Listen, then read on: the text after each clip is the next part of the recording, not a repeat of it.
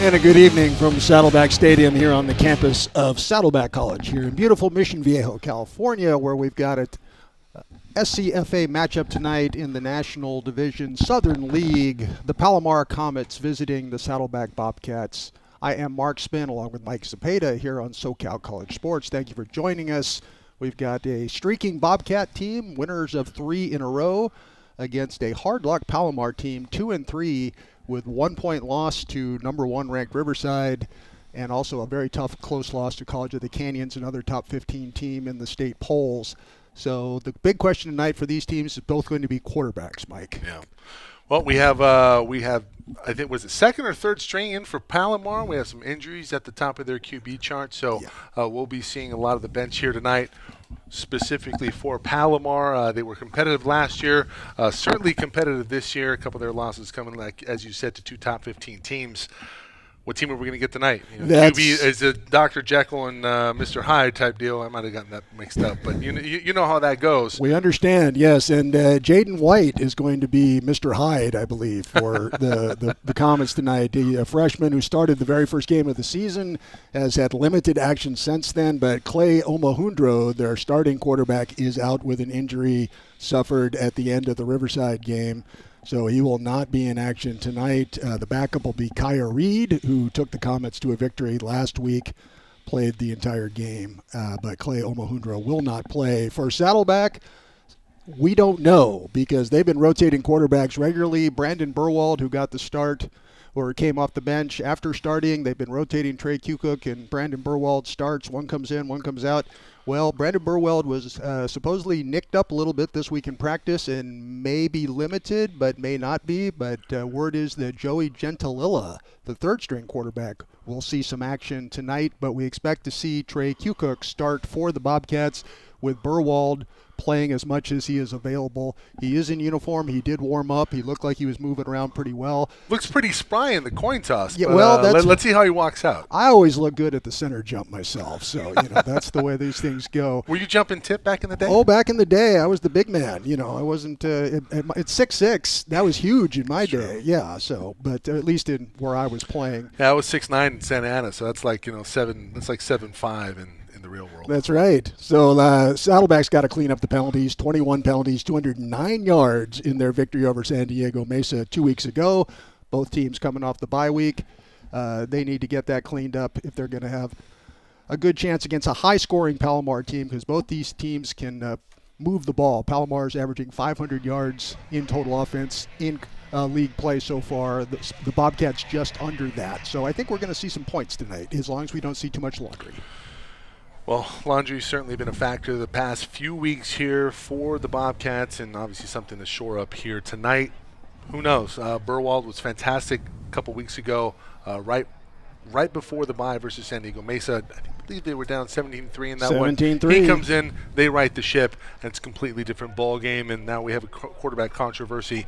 Kukoc, as you said, probably going to get the start tonight, but Burwald, hey, it's nice to have that problem. Well, it is, and the thing is, Coach Kukoc, who did not start against Antelope Valley, Burwald did, and Kukoc came off the bench and led them to the fourth quarter rally to win that game. So they've had the savior off the bench in 2 of their last 3 wins, and a lot of quarterbacks played in the big win against Southwestern. Saddleback has got 15 sacks in their last 3 victories. So Palomar has allowed 10 in the last 3 games. Saddleback pass rush. And we'll take it to the field for the coin toss. What do you want to call? Tails. Tails is the call. Heads. You've won the toss. You want to defer. That means you want the ball, and you guys want to kick away. So we're in the right spot, right? Okay. So Saddleback's won the toss. Elected to defer.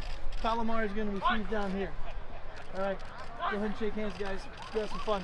Good luck, guys.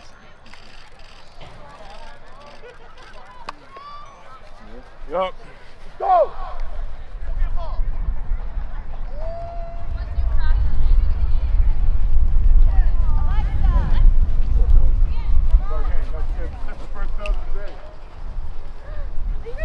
Hi, ladies. Oh, wait, do that again. Wait, do that again. You want to do it again? Yes. Should we shake our palms? Yeah, I'll shake my palms. Yeah. Guys, wait, he's doing it again because I'm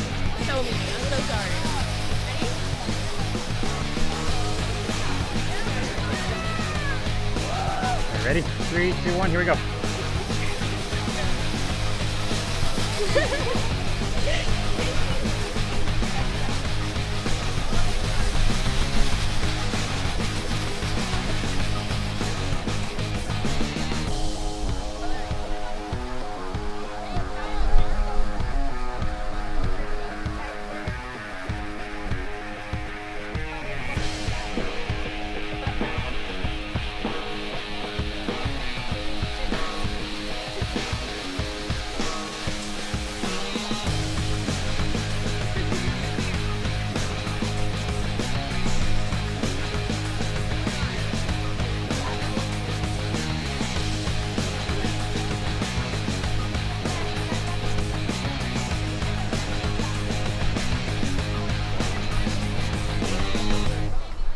I know, no, it's feeding the children.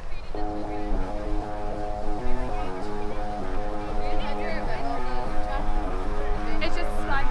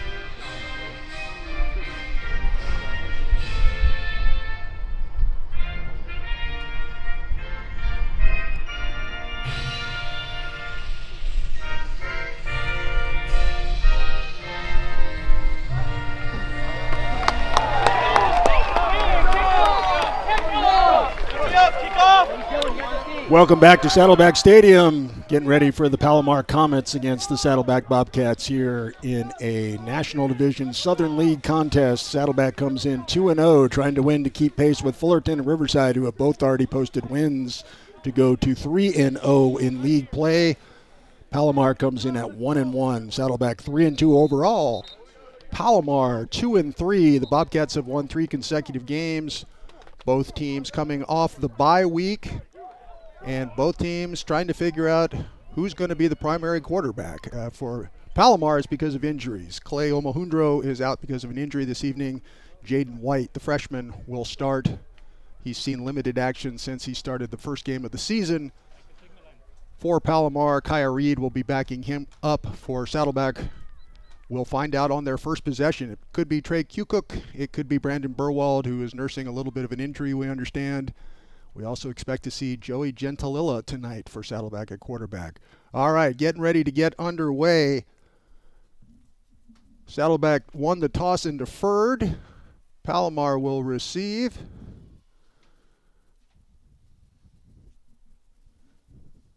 Kyan Fructe, Saddleback's solid kicker, gets into it. Line drive kick will go over the head of Gavin Galzote into the end zone. Touchback for Palomar. 1st and 10 for the Comets. And the freshman quarterback, Jaden White, getting the start because of the injuries to Omohundro.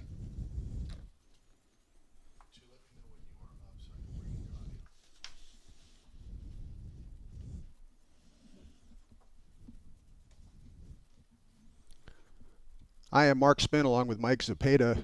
You know, Mike, we are celebrating the 30th anniversary and 31st anniversary of national championships for both of these teams. Palomar won a national championship in 1993, 30 short years ago. The year before that, it was Saddleback. That was Tom Kraft, now at Riverside, yes. All right, here come the Comets. 1st and 10, Jaden White, freshman out of Scottsdale, Arizona, Cactus Shadows High School. He hands it off straight up to middle to Omarion Ireland. He loses the ball. It's loose on the ground. It's picked up. Saddleback's got it. Looks like they're going to take it all the way quickly. One play, 6 points for the Bobcats as Bryce Kreider, the defensive lineman from San Juan Hills, picked it up and rumbled in about 20 yards. Touchdown. Saddleback, 6-0. 12 seconds into the game here at Saddleback Stadium. A great start for the Bobcats. Case of nerves maybe for Palomar. Looked like a clean exchange. Ireland, their leading rusher, just did not take the ball cleanly while going to the ground.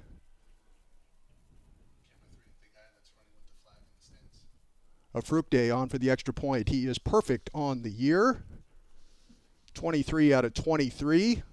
Announcer's jinx does not apply as he knocks it straight through. And with 14:48 to go here in the first quarter, Saddleback leads 7-0. Palomar will try it again, take the ball and see if they can do something better than losing a fumble and having it returned by Bryce Kreider for a touchdown. Just bounced right up to the big guy, 6'4", 275, and he could feel the earth move as he rumbled into the end zone.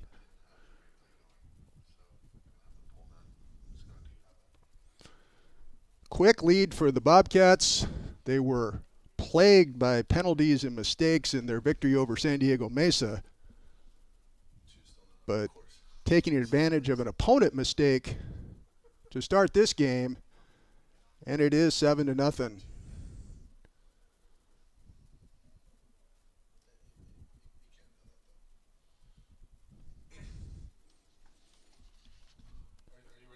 A Fructe.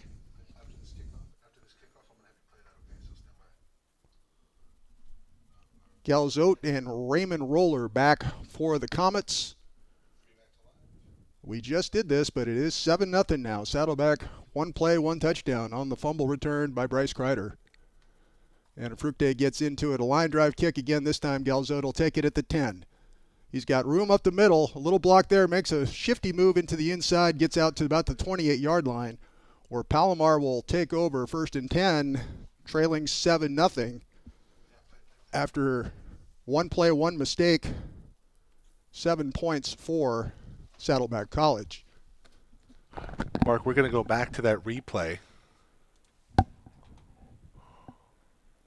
So you see Ireland moving to the right, gang tackled by the Bobcats. The ball clearly came out, and there's big Bryce Kreider out of San Juan Hills High School.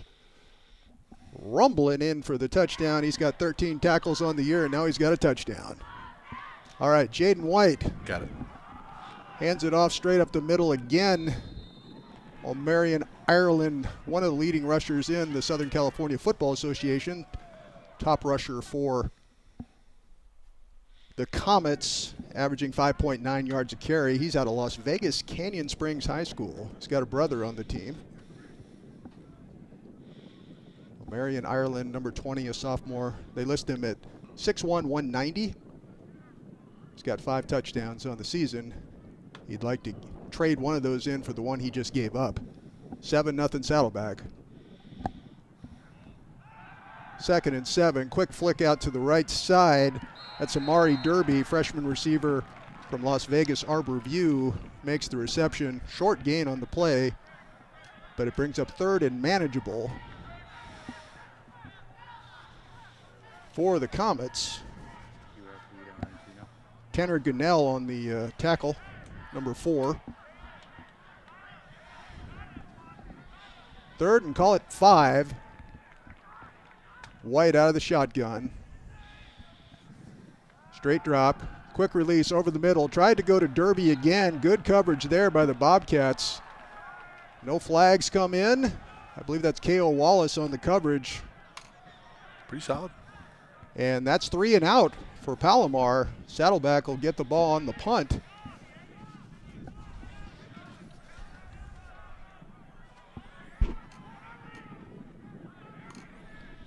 That's pretty clean there. Solid coverage. Saddleback comes in hard on the rush. Almost got to the punter, Emmanuel Kaiden-Merriam, but he gets off a beauty that rolls all the way down to the 1-yard line where it'll be downed. Saddleback will have the length of the field to go. That's a mistake.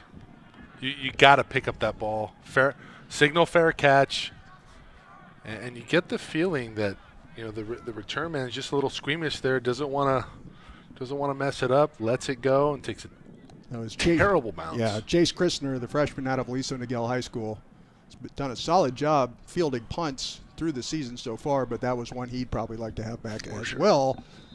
So a couple of early miscues, but only Palomar's mistake has led to points on Saddleback's Bryce Kreider fumble return for the touchdown. 7-0 Saddleback, and they've got it all the way back at their own 1-yard line. And it is Brandon Burwald who comes out at quarterback for the Bobcats. We'll have a procedure penalty against the Bobcats. Well, luckily it's not going to matter because there's no safety on those type of penalties. You can only go back so far on half the distance from the 1-yard line. So they'll lose a quarter of a yard. So, Mike, it's surprising that Burwald gets the start because all indications were that it was going to be Trey Kukoc. Well, you know how some of these coaches are. Yeah, they're going to sandbag you a little bit, but I think it was just a matter of if Brandon was ready to go. And apparently he looked good enough in warm-ups that he got the nod. Handoff straight up the middle. Paolo Burak, part of a trio of running backs that Saddleback uses effectively. The 3 primary backs, Burak, Kenny Manacero, and Ezekiel Pierce. Between the 3 of them averaging about 150 yards a game on the ground. Manacero, the leading rusher there. Solid job, getting a little bit of breathing room. Yeah. Now Burwald can go to work. 2nd and 8 from about the 3. This time Burak is stacked up right at the goal line. It looks like the ball had broken. No, they're going to call that a safety. The head linesman, Douglas Sewell, comes over and puts up his hands. His forward progress. It looks like he's well out of the end zone there, Mike. But we don't have the benefit of replay for the officials to look at that we can see there because that was clearly broken the plane. I'm trying to figure out what exactly are they calling. Let's look at this again. We're going to have a pretty good look at it here. Yep. He's out of the end zone here. And then he's backed up. Yeah. Forward progress would indicate that. Should have been a loss of 2 out to the 1-yard line, and it should be 3rd and 10. Instead, it's 2 points for Palomar. And Palomar's about to get it back. Yes, because now the Bobcats will have to kick it away. Well, we're less than 3 minutes in, and you said we're going to see some points tonight, almost in double digits. There we go. And so far, the mistakes that plagued Saddleback in their last game in terms of penalties, they started with a procedure penalty. Now they're backed up for a safety. They tend to get going as the game gets going, but Well, it was a special teams blunder for Saddleback that really allowed Palomar to put them in a position, put some points on the board defensively, and they're able to get some penetration on the defensive line, Yep. get into the backfield, and even though on replay it certainly looked like the Comets did not get a safety, it was ruled a safety, and it doesn't matter what we think. Galzoten Roller back to return the free kick. Coming off the tee from a Fructe, and he gets it down. Another penalty. Can go out of bounds, and that'll add a few more yards. They're going to take it out to the 35. Yeah. It'll be 1st and 10 for Palomar with good field position with the momentum after the safety call. Well, you got to figure right now that Coach Crabb That's right. got to be somewhat irate. Yeah. It's a bad call, but you know what? Hey, you put yourself in a position to where a safety comes into play, it goes against you, and now another special teams blunder, this time kickoff out of bounds, 40-yard line. That's where this actually at the 50. At the 50 because it was on a 50 free 'cause kick yeah, from the safety from the that's right. 20, so the 15 yards tacked Yeah, so on it's takes even- it out to the 50. It's even worse now Yes. for Saddleback and the Comets with terrific field position to start this drive. Yes. 1st and 10 at midfield. Jaden White, Omarion Ireland set to his right. Man in motion. Well, somebody didn't know the Okay. snap count, and it was the center, and that'll be a procedure call because everybody else moved, but the ball didn't get Well, snapped. Apparently, everybody's still on the bye, except for the defense for Saddleback. They're good. They showed up. So we will back it up 5 yards, make it 1st and 15 for Palomar. Now trailing 7-2 after getting the safety.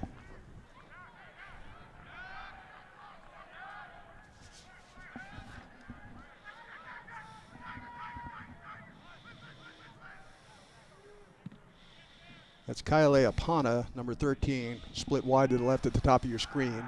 White rolls under pressure. Saddleback has been pressuring the quarterback extremely well the last several games. And that's going to probably go down as a sack. There's another flag on the play. More laundry on the field, Mike. Shocker. This should be a hold. Yeah. But they should decline after a big loss on the play. It was. Why? You already had him 1st and 15. Now you lose another yard. Well, okay. Let's see what they decide to do. I understand the reasoning here. It's a field position game. They Yeah. started this drive back at the 50. Now it's 15 yards back. So now it's back to the 35. So it should be 1st and 25. Not entirely sure Right. why they haven't figured that out on the scoreboard. Yes, it is 1st and 25. There we go. Yeah. Okay. 1st and 25 for the Comets. Now they're at the 35-yard line where they would have been had the free kick not been from the 20 to start things off. And everything is copacetic, but it's 1st and 25 for Palomar. Jaden White hands it off to Omarion Ireland straight up the middle. He's met immediately there. Travis Arena and Ryan Bethke combined to make the tackle. That's terrific gap coverage there for Travis Saddleback. Travis Arena has been playing exceptional football. He's been part of that sack brigade that's got 15 sacks in these last 3 games for Saddleback. Better stop using these words I can't spell, Mark. Copacetic. Brigade, I think I got Hey, a you. couple of weeks ago I broke out triumvirate, so, you know. I bring the thesaurus with me anywhere I I go. like it. All right, Jaden White, 2nd and 23. Little play action fake. Flared out to the middle. Looked like it could have been picked, but instead it's taken there by Kalale Apana, a sophomore from Lake Elsinore Temescal Canyon High School. He made a nice move to escape. It looked like K.O. Wallace thought he had beads, and K.O. did think he had I thought he a had it. pick 6, and it was right there. But instead, Apana makes the reception. K.O. gets grasped at air, and it's going to be 1st down at the 40. Just enough yardage for the 1st down for Palomar into Saddleback territory. They trail 7-2 in an interesting start. I'll be generous and call it interesting. But as you said, coming off the bye week, Mike, working out the kinks. Beautiful night for football. Jaden White, straight back. Now he's going to tuck it and run, slides. He didn't want any part of Tristan McMurray, the 225-pound linebacker for the Bobcats, who was coming in to do some serious crushing. That is an act of Darwinism, sir. Now you're breaking out Darwinism on me. Okay. I think we're even for copacetic. It's going to be 2nd and 11 now at the 41 for Palomar.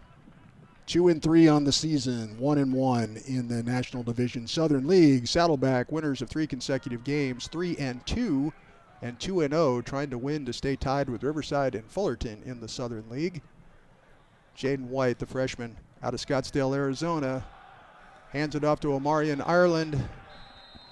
No, that was DeMarcus Carr on the carry, 28. They're 20 and 28. That was 28, DeMarcus Carr out of Billings West High School in Billings, Montana.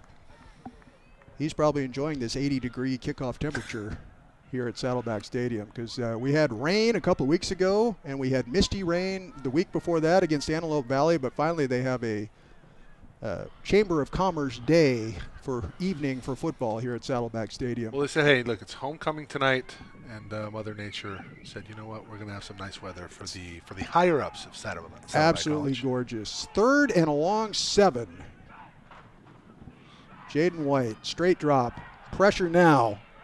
Steps up in the pocket, breaks an arm tackle, gets all the way close. We'll see where they spot it. They're going to spot him a yard short. Yeah, because he went to slide. Yep. And Travis Arena thought he was held back behind the line of scrimmage, and that's what enabled White to escape. And the Comets are going to go on 4th and 1. And this is 4th down, and make success here moving the football. This is an interesting call. I wonder if they try to draw him off sides. Hard count, almost did. Now they'll back off to get a signal again. Head coach Joe Early, he's in his 21st seasons, been the coach since 2002 at Palomar. His brother Dan Early, the offensive coordinator, he gets the play in. Uh-oh. Bad snap high. It's picked up by Omarion Ireland, who does a great job to plunge ahead for the first down. Nice job by Ireland to pick that out of the air. Kind of tipped around, a little volleyball action. Man.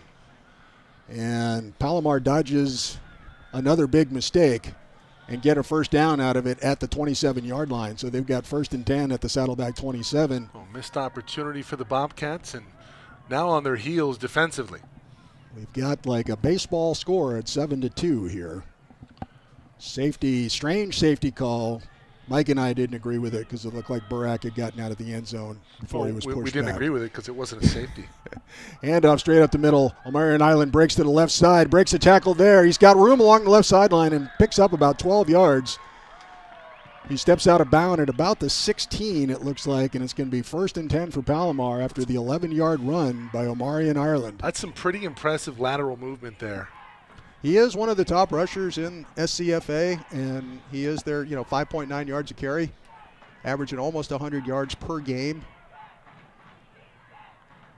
He's got a long of 48. He's at 98 yards per game, so I'm going to give him that 100. All right. They mark it officially at the 15. So 1st and 10 at the 15. Again, sweep to the left side. Omarion Ireland, that time he loses his footing right about the 14, gain of maybe 1. Be 2nd and long for Palomar. Saddleback did a nice job of stringing that out, but it looked like if he'd made that cut, he might have been able to get upfield a bit there. Now DeMarcus Carr, number 28, he will spell Ireland, and he's also effective. 195-pounder out of Billings, Montana.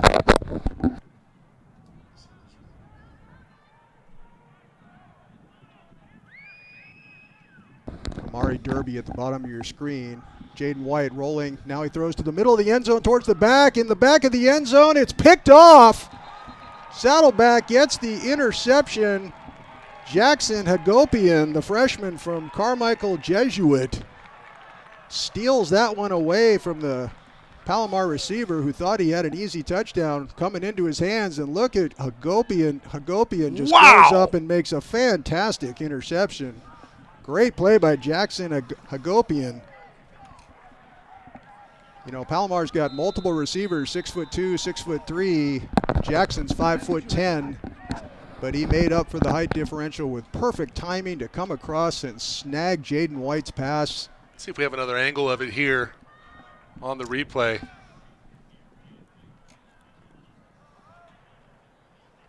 And to be able to stay focused on it, that's just amazing. All right, Bobcats with it, 1st and 10 at the 20. Handoff around the left-hand side.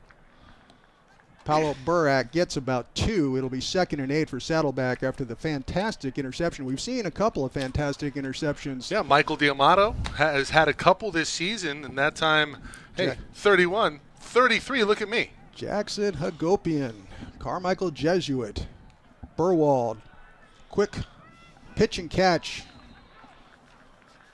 You know, it's a modest gain there on 2nd down, but you like the way Burwald's getting the ball out quickly. Caleb Marshall, freshman out of Orange Lutheran.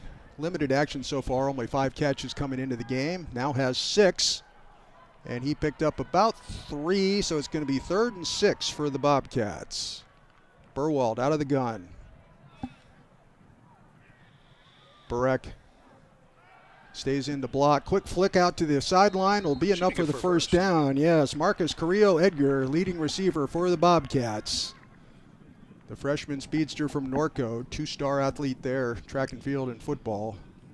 You know, on his 4 touchdown catches this year, Mike, he is averaging 47 yards per touchdown reception. Each one has been at least 35 yards, including a long of 74. Again, they go with a quick screen out to the outside. I want to say that was Tristan Duncan, number 80, on the catch. It's on the far side of the field. And it was, yay for my vision, gain of about 7. It's going to be 2nd and 3 from the 38-yard line. Saddleback moving the ball.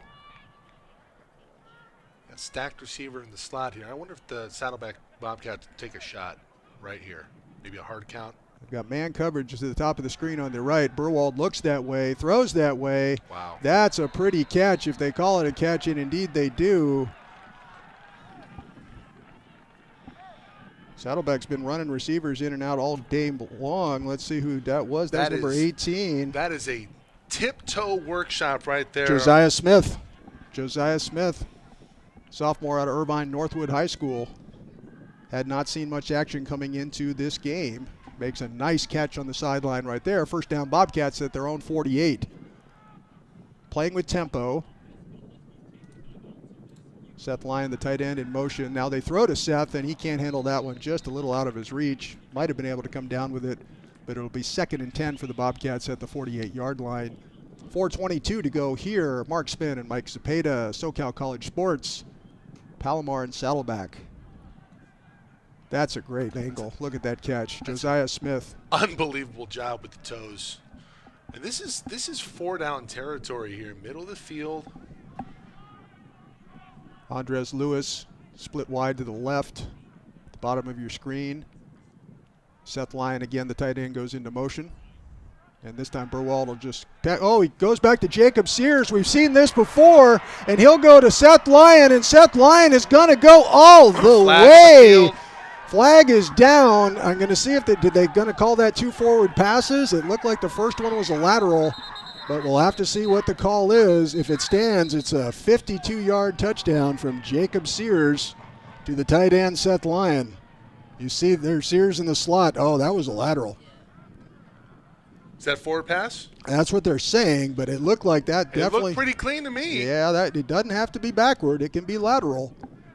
Seth Lyon, the tight end, just rumbled all the way, the sophomore, for his second touchdown. Let's watch this here. We're going to have a pretty good view of it in slow motion. Watch it here. He let it go at about the 44, and Sears catches it behind the 44. It's a touchdown. Yes, they're going to wave off the flag. The touchdown will stand. Jacob Sears on the old double pass to the tight end Seth Lyon, 52 yards. Touchdown, Saddleback. Deuces. Bobcats go up 13-deuce with the extra point by Afrukte coming up. As we mentioned earlier, he is perfect on the year, 24 for 24, looking to make it an even quarter century, 25 out of 25. Burwald, the holder, kick is up and good. And with 4:12 to go here in the first quarter, Saddleback has jumped out to a 14-2 lead on a little trickery. Yes, you got to pull those out every now and then. And that will slow down Palomar's pressure on the receivers. There's a lot of quick pitch and catch on that drive by Saddleback. They just wanted to get the ball out of Burwald's hand. And Seth Lyon, the big sophomore tight end who doesn't get a lot of balls thrown his way, one of those unsung blocking tight ends, 6'4", 245 out of Dana Hills High School. Gets his moment of glory right there on a 52-yard Jacob Sears. So we might have like 4 players from Saddleback have pass completions this evening if Q Cook and Joey Gentililla also get in, as the Saddleback coaching staff indicated they may at some point during this game, given the rotation that they've had frequently. Well, points off of turnovers, you get the interception, incredible interception for Saddleback, and then the trick play, and now the Comets really in a hole, 14-2. Hagopian with the great interception. Bobbled there by Roller. He picks it up. Now he's got room out to the right-hand side. He's going to get it out to the 26. Sometime that little bobble will get the defense too far down. But Raymond Roller, the freshman wide receiver, made something out of nothing after the bobble and got a decent return. Got a Bobcat down on the field. Shaken up on the play. First down. With the injured player, I'm not sure. They're spotting it right at the 25. Yeah, it's going to be at the 25. First and 10 for Palomar, but we've got an injured Bobcat on the field.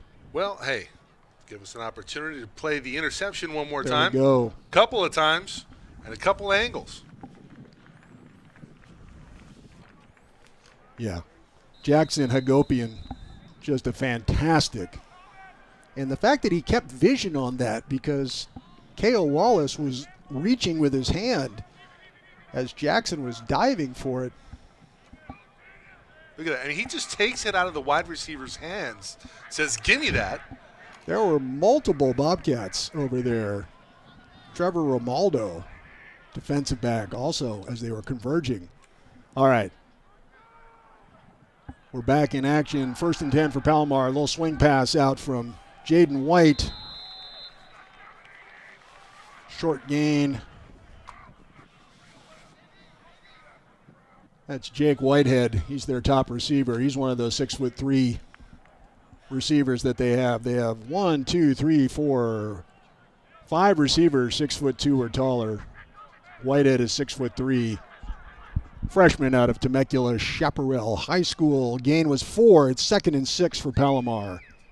Staying in the gun. Omarion Ireland brought down quickly right there. And that was Travis Arena who got him around the ankles. Good defensive pressure on the front line by Saddleback. Arena shedding blocks and just gets him around the ankles. Great play. And big number 99, Robert Williams, was coming around as well for Saddleback.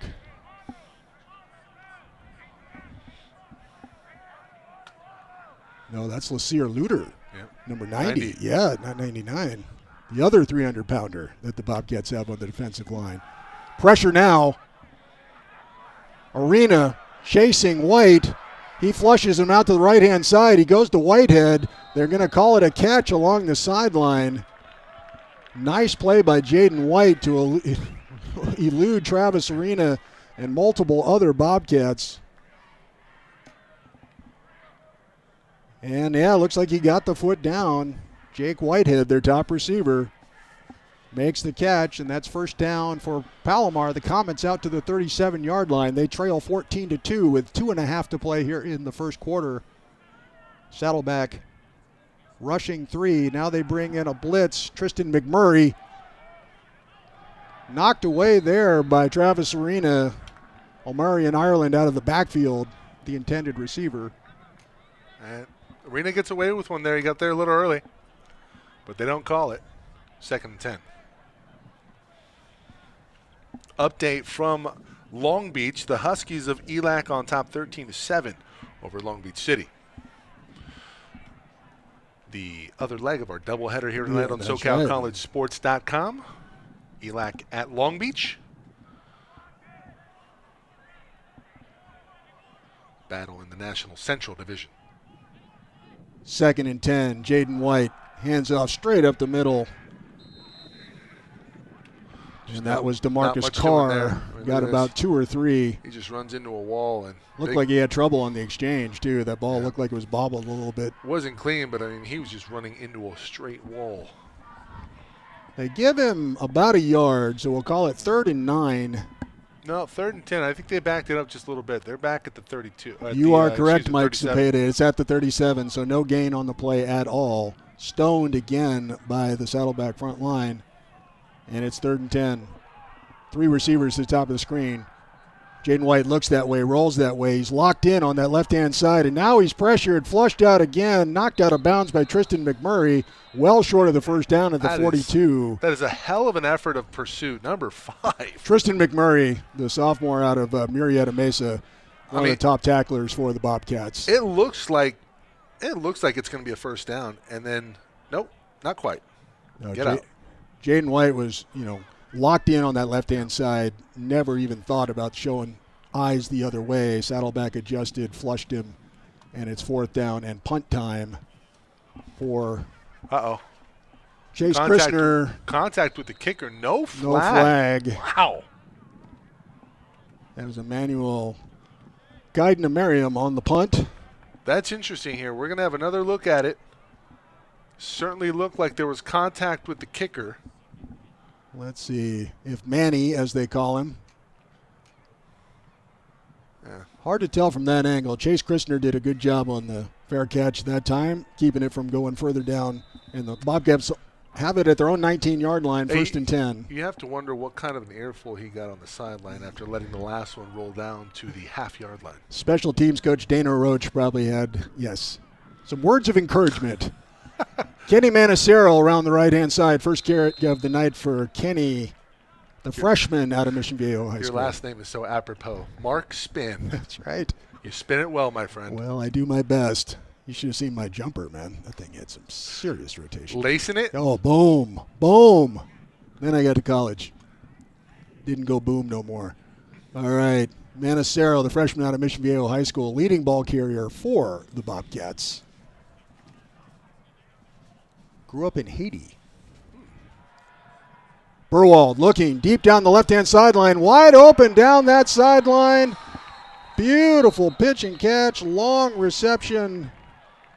That's Josh Collins, the freshman out of Mission Viejo. Beautiful ball by Burwald. How about the offensive line? Clean pocket. Yeah. Nice time there for Burwald to get it out. And that's pitch and catch. Easy money. Josh Collins, number 82. Here comes the hurry up. Right at midfield. A gain of about 26 on the play. 1st and 10. This should be the last play of the first quarter. Burwald straight up the middle. Manacero bounces it outside to the left, cuts upfield, gets a gain of about 3 or 4 when he looked like he may not get anything. Nice job by Kenny.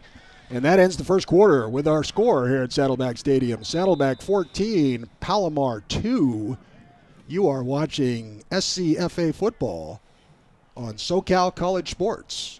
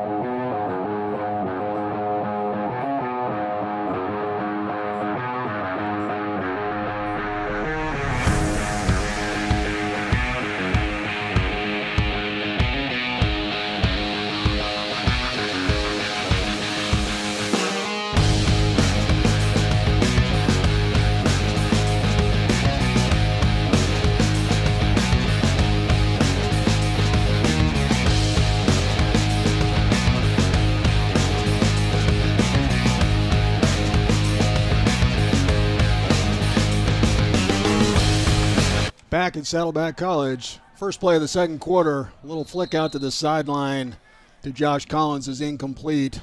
It was Second and about 6 for Saddleback. That'll bring up 3rd and 6 for the Bobcats, just over the midfield stripe. In Comets territory, they lead 14-2. Mark Spin, Mike Cepeda from Saddleback Stadium. Homecoming for the Saddleback Bobcats. Matchup of the 1992 and 1993 Junior College National Champions. Saddleback and Palomar, 30 and 31 years ago. When we get a chance, we're going to show you that interception by Jackson Hagopian again, because it was just an incredible play.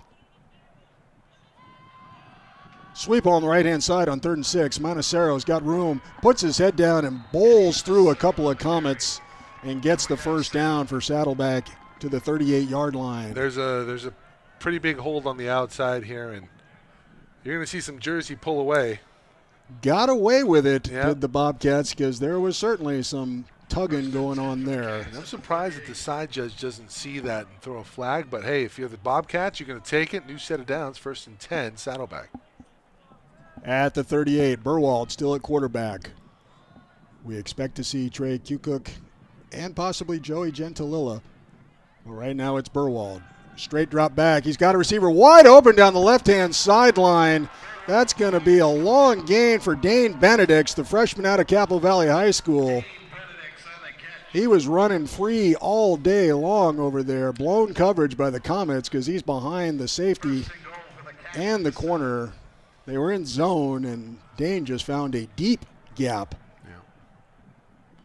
So it's 1st and goal now for the Bobcats after the big gain. Motion seemed to really confuse the Comets, and, man, Burwald cashes in. Gain of 31 yards there, down to the 7. Manacero straight up the middle, bounces off one tackler, gets to the 4. They wrap him up. Do a nice job. Watch Palomar. this one again. He just goes right past the linebacker. It's a terrible read there by the safety. Chase Beardsley with the tackle there for Palomar, number 44, the linebacker at Philamuth, Oregon. Wow. Yeah, that was a tough one. I had to practice. From the 3-yard line, 2nd and goal for the Bobcats. Fake to Manacero. Now he's got, Burwald saw an opening there and takes it in for the touchdown. He had his options because one of his receivers broke wide open coming across the middle on the quick slant. But Burwald said, I'll do it the easy way. Josiah Smith, number 18, was open on the crossing pattern, but Brandon Burwald saw the gap and said, I will take it in for 3 yards. And a Saddleback touchdown score. Saddleback opens up a 20-2 lead with the extra point to come. Kayana Fructe, 25 for 25. Will the announcer's curse kick in at any point? I don't think so. He's money.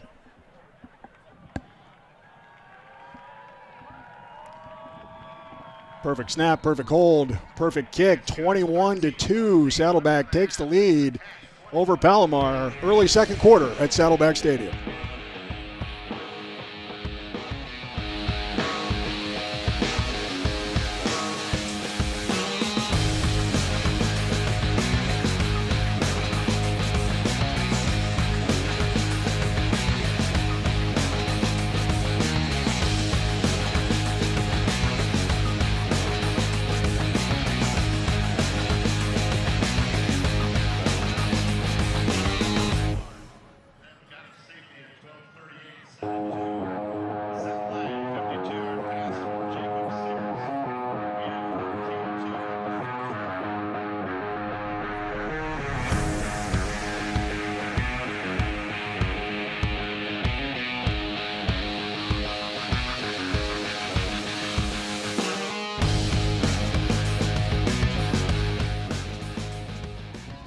Back at Saddleback Stadium, Saddleback kicking off with a 21-2 lead after officially a 4-yard run by Brandon Burwald, his 3rd rushing touchdown of the season for the sophomore from White Bear Lake, Minnesota.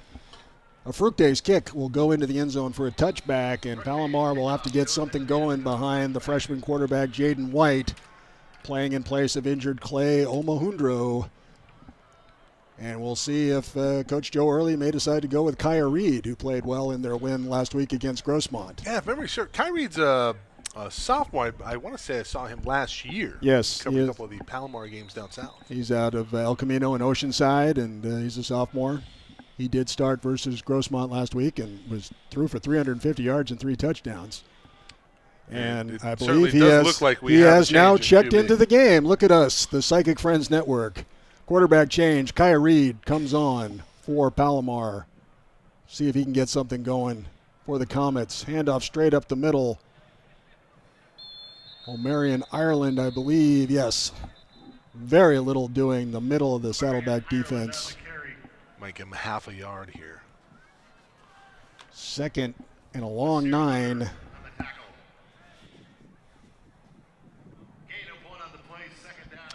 It looks like they have the audio issues in-house figured out. Yes, the PA and the dulcet tones of Brad Hoyseth. Yeah. Man with the golden voice.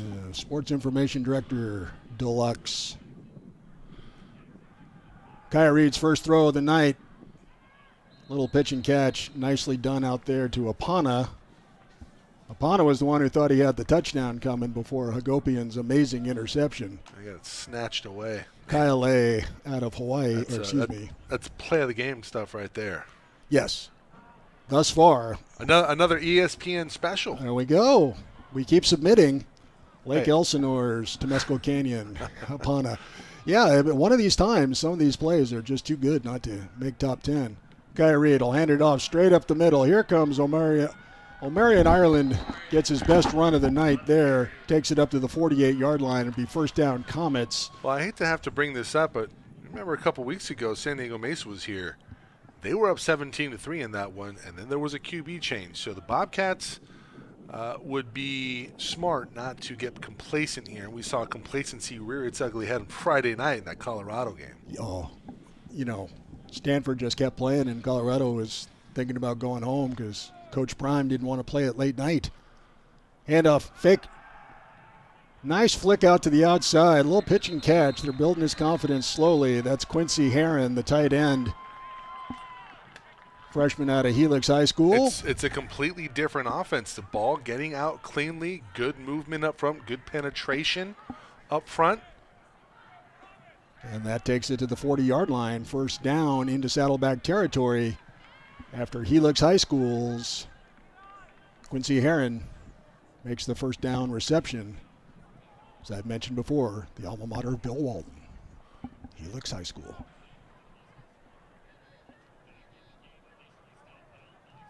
Reed hands off straight up the middle. Slashing through a hole nicely. Couldn't see if that's Ireland or DeMarcus Carr. That was DeMarcus Carr, number 28, with a nice gain for another first down, a gain of about 11. Diamato said that he snatched that ball away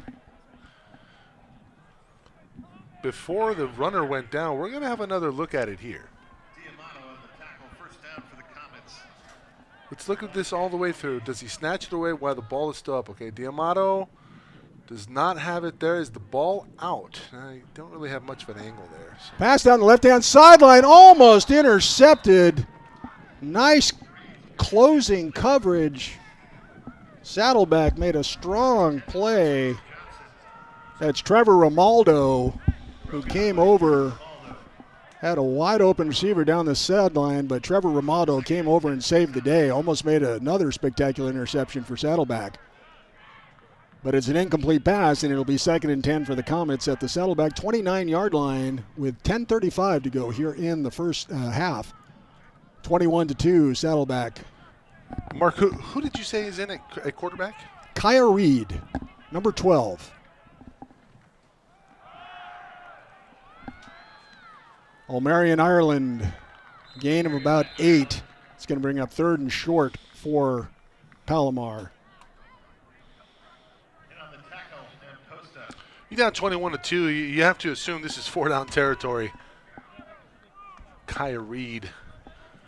Yeah, he's doing a nice job of getting them down the field. It's 3rd and about a yard and a half. See if they do another little quick pitch and catch. There's Reed. Fakes to O'Marion, Ireland. Now they're going to throw into the end zone. He's there. Broken up nicely. Good closing coverage once again by Saddleback. Trying to catch the number on the coverage. 15. I mean, the timing is close, but that's a terrific play. No flag. Now it's 4th down. 4th and short. You know, they went for the big play because they were going to go for it on 4th down if they didn't get it.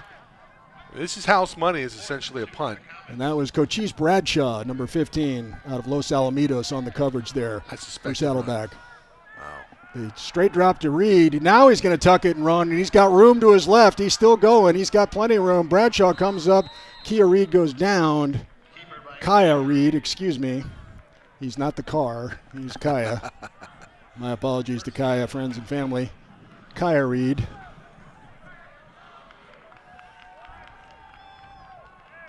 All right, so it's going to be 1st and 10 for the Palomar Comets at the 15-yard line.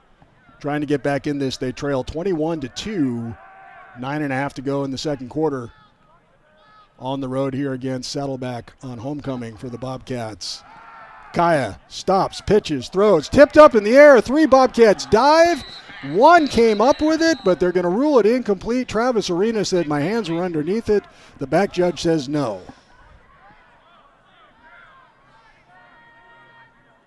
Nice job there by Romaldo, and it hit the turf. Arena traps it, Yep. but not going to get the call. And that's a good call by the officials. Trevor Romaldo with another great play, saved a touchdown a few plays earlier, sprinting over to knock the ball away on the wide open left sideline route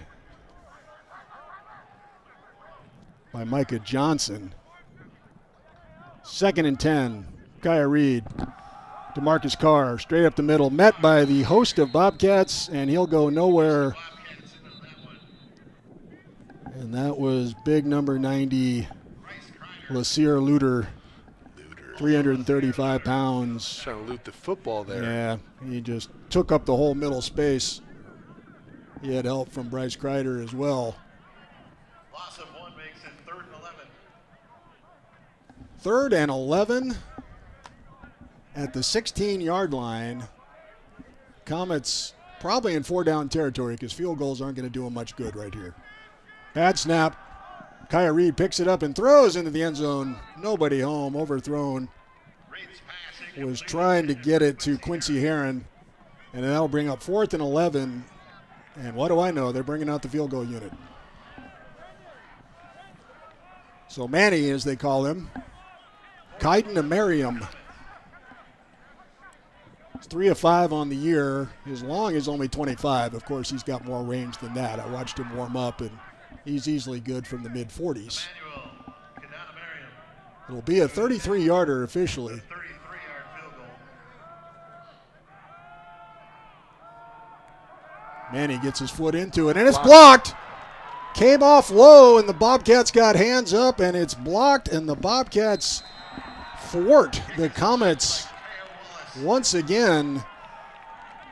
Let's see if we can get the block.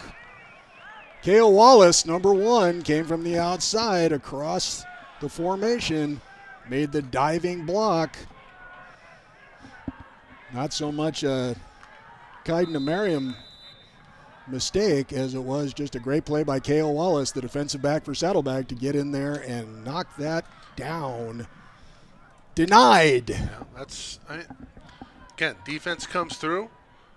Certainly looked like they were very generous in between the 20s, but able to lock down. And Kaya, for as much good work as he did. Burwald with a beautiful throw to Will Craven. A couple of weeks ago, Will electrified the crowd with a 93-yard touchdown return on the second half's opening kickoff to get Saddleback rallying back from that deficit against San Diego Mesa. The freshman out of Dana Hills High School makes a great catch there.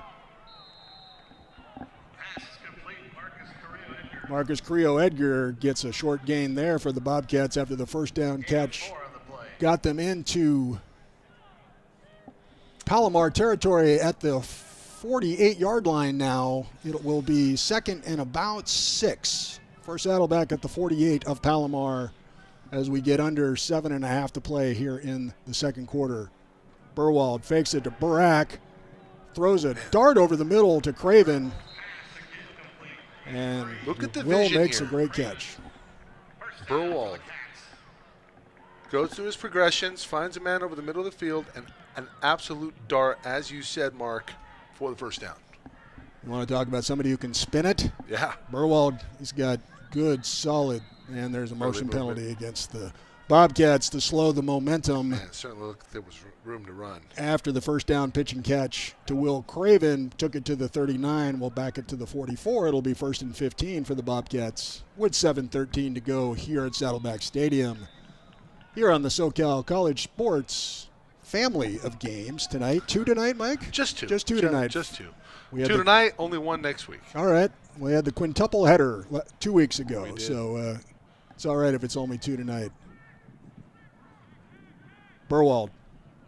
Paulo Burak. No, Burwald kept it. Nice fake by Brandon. He goes around the left side and picks up about 7. So it's going to bring up 2nd and about 8 now for Saddleback. We'll see where they spot it, but a nice pull by Brandon Burwald. That's a good read by Burwald. Well, you know, he's averaging almost 8 yards a carry. Well, it's an RPO. Yeah. It's strictly a read there by Burwald. Am I going to give it to Burak, or am I going to keep it myself? And This time he gives it to Burak. So Burwald to Burak is good for 2 yards, and it's going to bring up 3rd and 6 at the 35. Probably one where he should have kept it. Had a lot of room that time on the side. Pierce Tangol, number 86, in for the Bobcats at wide receiver, along with Craven. They're at the bottom of your screen. Three receivers at the bottom of your screen. But they're going to the man coverage to the top of the screen, and it's knocked away nicely. They wanted to get that ball in man-to-man coverage. Briefly open was Andres Lewis. Monty Hunt for the Comets on the coverage. He's their top tackler. And they're going to go on 4th and a long, well, call it 7 from the 36-yard line. They've got to get to the 29. All right, they got 15 on the play clock. I wonder if they try to go hard count here. Maybe get a free 5. Nope. Burwald, straight drop over the middle. Oh, and he threw it behind him. He had Pierce Tangol on the crossing route, but the ball was just a little bit behind Pierce, who couldn't reel it in. Yeah, just a little bit behind him because he had room to run out in front of him, too. He did, but I think that's a throw where you're trying to protect the receiver just a little bit off. Yeah. Burwald certainly wants that one back, but I can certainly see why he's throwing it where he did, just a little bit out of the reach of the intended target. So Kaya Reed and the Comets get it back. I think I saw them in concert once, Kaya Reed and the Comets. Heck of a show at Crawford Hall at UC Irvine. 20-10 from Long Beach. Huskies still on top of the Vikings. Vikings trying to close the gap here. 10:37 remaining in the second quarter. Palomar takes over at the 36-yard line. 6:08 to go in the first half. Kaya Reed in relief of Jaden White, who started in place of the injured Kaleo Omohundro. DeMarcus Carr on the carry. Gain of about 4 for DeMarcus. Tackled by Bryce Kreider. They'll give him 3. He's out to the 39-yard line at 2nd and 7. DeMarcus Carr, the sophomore from West High School in Billings, Montana. Like we said, enjoying this. It's 81 degrees at kickoff here at Saddleback Stadium. I'm sure it's cooled off a bit since the sun's gone down, but just a perfect night for a homecoming community college football game. 2nd and 7, Kaya Reed fakes the handoff. Tried to get it out to one of his favorite, one of the top receivers Reed's pass is incomplete.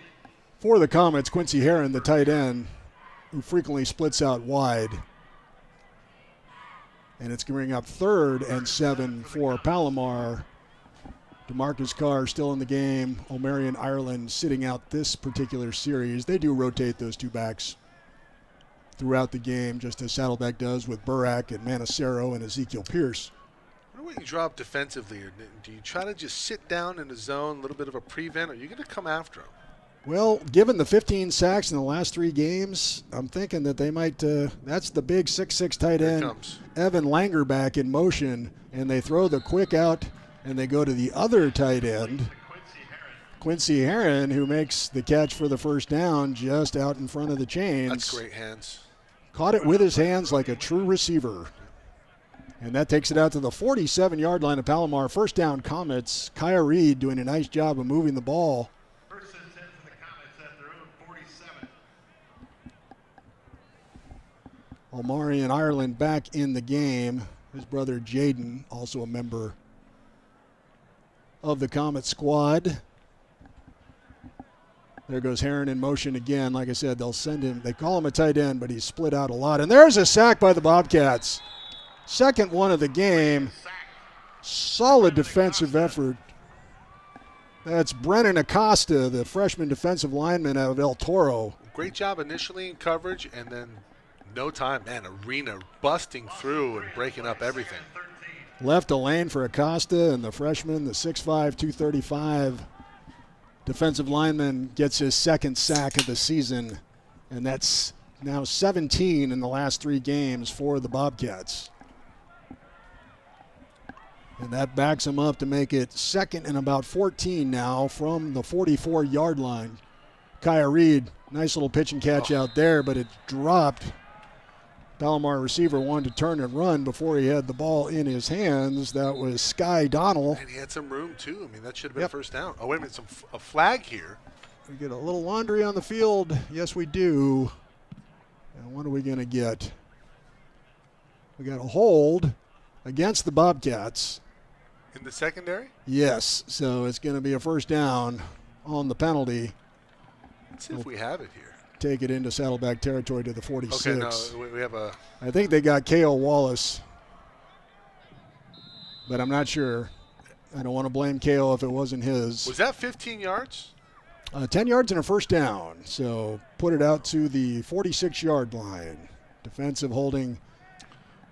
That might have been unsportsmanlike.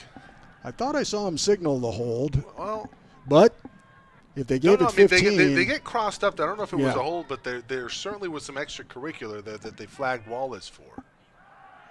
Either way, there's a quick little pass over the middle to Quincy Herron, becoming a favorite target of Kaya Reed, and why not? Good pitch and catch, good run. The freshman out of Helix High School came into the game averaging about 10 yards per reception. And again, look, Comets moving the football here.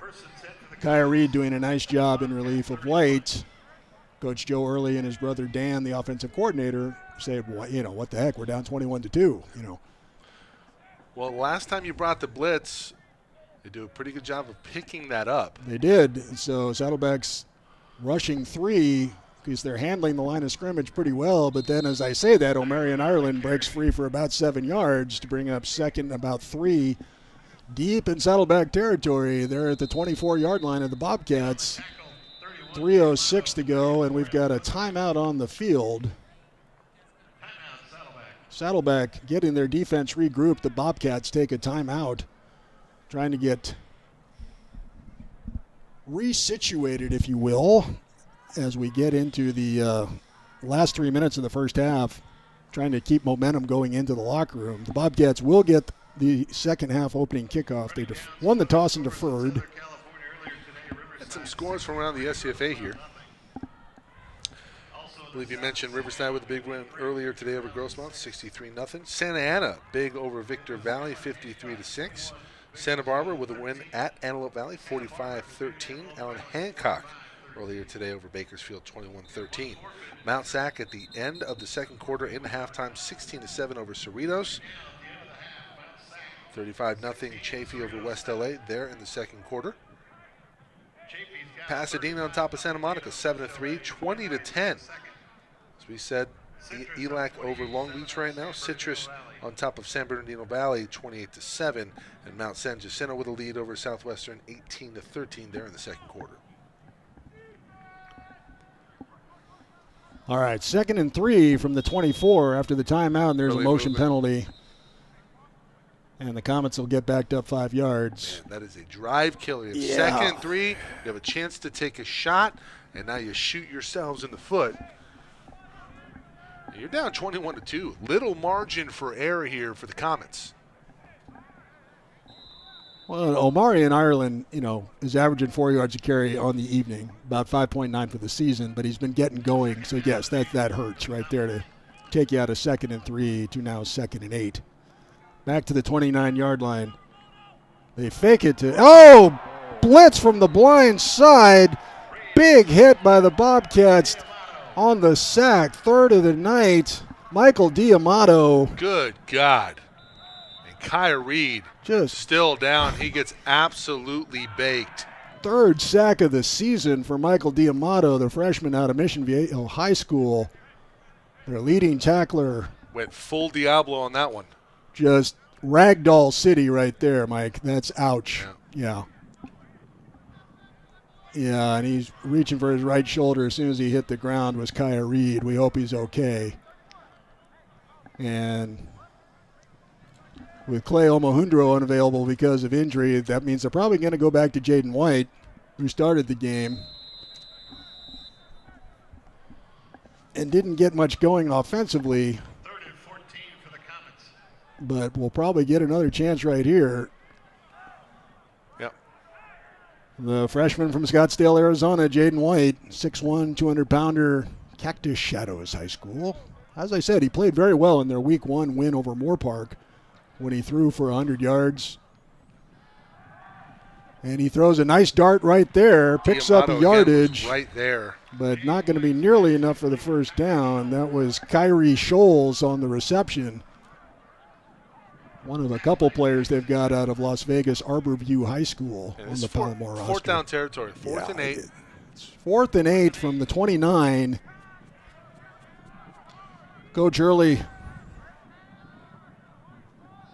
going to let Jaden White have a shot at this. Why not with 2 minutes to go here in the first half, trailing 21-2.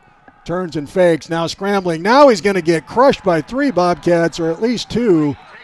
Bryce Kreider makes the initial hit, and he gets wrapped up. Oh, I've got to see who they had in on the Jackson Irwin. 6'4" freshman defensive lineman out of Edison, Huntington Beach is Edison High School.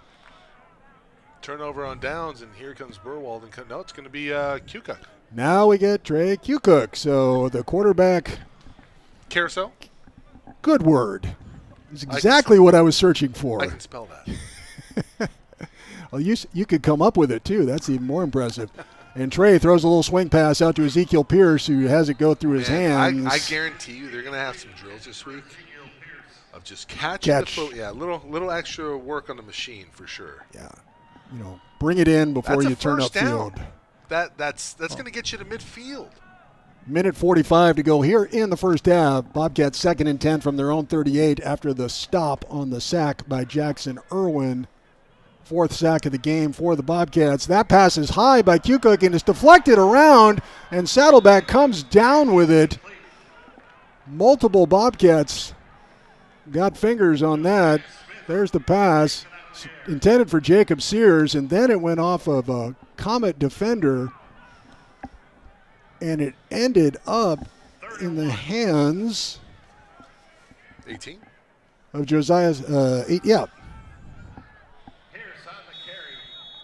Ezekiel Pierce. Never doubt exactly how you drew it up. Josiah Smith ended up bringing that in, number 18, yes, after the double tip, after it went off the hands of Jacob Sears. First down by Burak, and now we're going to see if we can get this defense a little tired. Kukuk straight back. Now he's looking around. He's trying to escape multiple Comets and does so. Scrambles out to the left, and he's going to make something out of absolutely nada. Nice play by Trey Kukuk there. Pretty elusive. He should have been sacked 3 times on the play, and he ends up getting a gain of about 3 yards on it. They'll give him 2 officially, so it'll be 2nd and 8 from the 48-yard line. 57 seconds to go here in the first half. Bobcats have 2 timeouts left. Kukuk steadies his feet. Now he rolls left again, and he's going to run to the sideline again. He puts his shoulder down, takes a hit there, but gets to the 46-yard line, and it'll bring up 3rd and 6. Nice hit by Jason Pugel, sophomore out of Great Oak High School in Temecula. And we have laundry on the field, Mike. We have laundry on the field.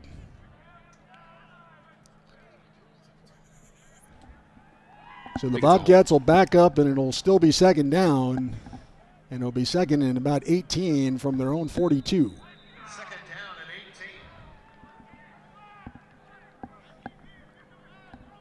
18. Yeah, it's just third and 18. It is second. Yep. Let's correct the scoreboard. Yep. Ezekiel Pierce comes back and throws a block nicely to give Q-Cook time to hit Jacob Steers for a short gain, but that'll get it out near midfield and make it the proverbial third and somewhat manageable. Third and about 12 now. Yeah, they'll spot it at the Saddleback 48, so it's third and 12. They got to get to the Palomar 40 for a first down with 33 seconds to go here in the first half. Again, 2 timeouts for the Bobcats. See if offensive coordinator Jeff Fisher, what he wants to do here with Q-Cook. He's got some time now. It evaporated on him. And Palomar, kind of a coverage sack there. Yasin Kachab, sophomore out of Dearborn, Michigan. A couple extra whistles. Do we have flag on the field?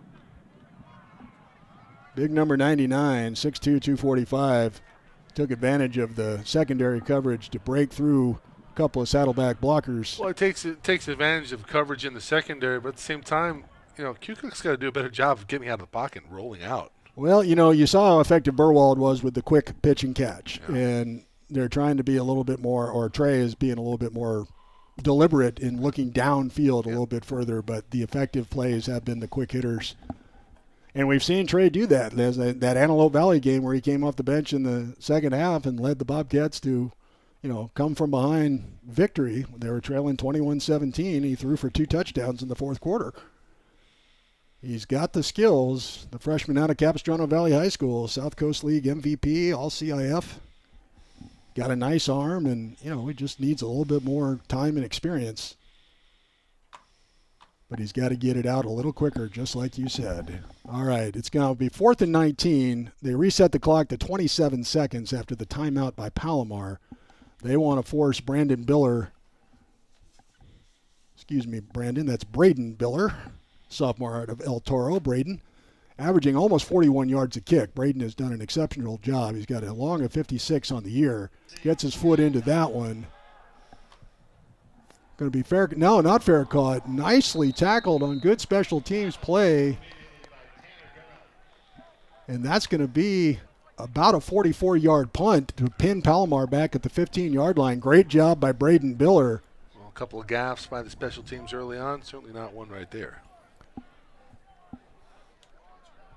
Palomar takes over on their own 15. Yes, I believe that was Sky Donnell on the reception on the punt, pinned on the sideline and immediately swarmed by Saddleback special teamers.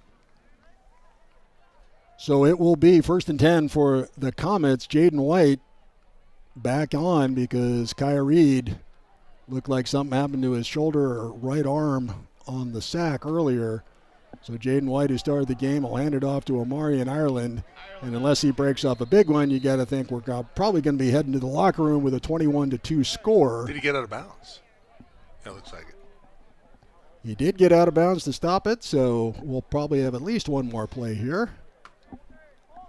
You don't think they're going to have Jaden White do anything too tricky? Probably backed not. Up this far into their territory, trailing 21-2. I expect another handoff here, straight up the gut.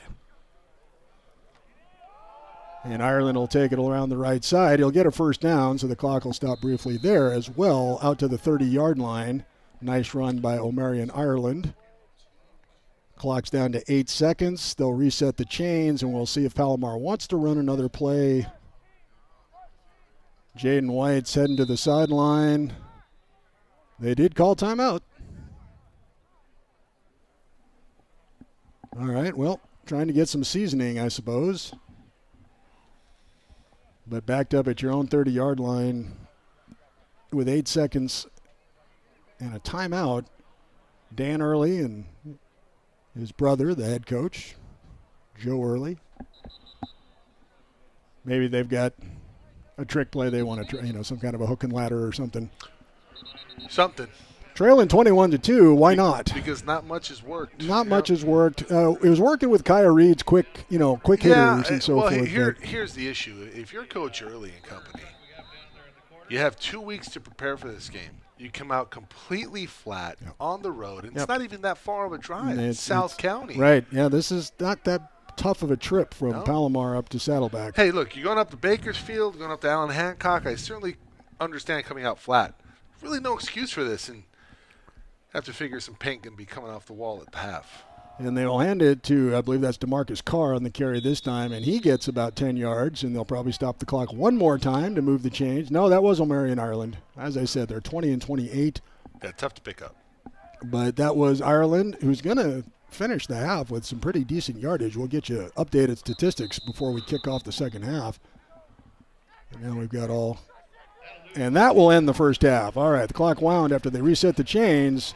Our score at halftime, Saddleback 21, Palomar 2 on SoCal College Sports. We'll be back with the second half.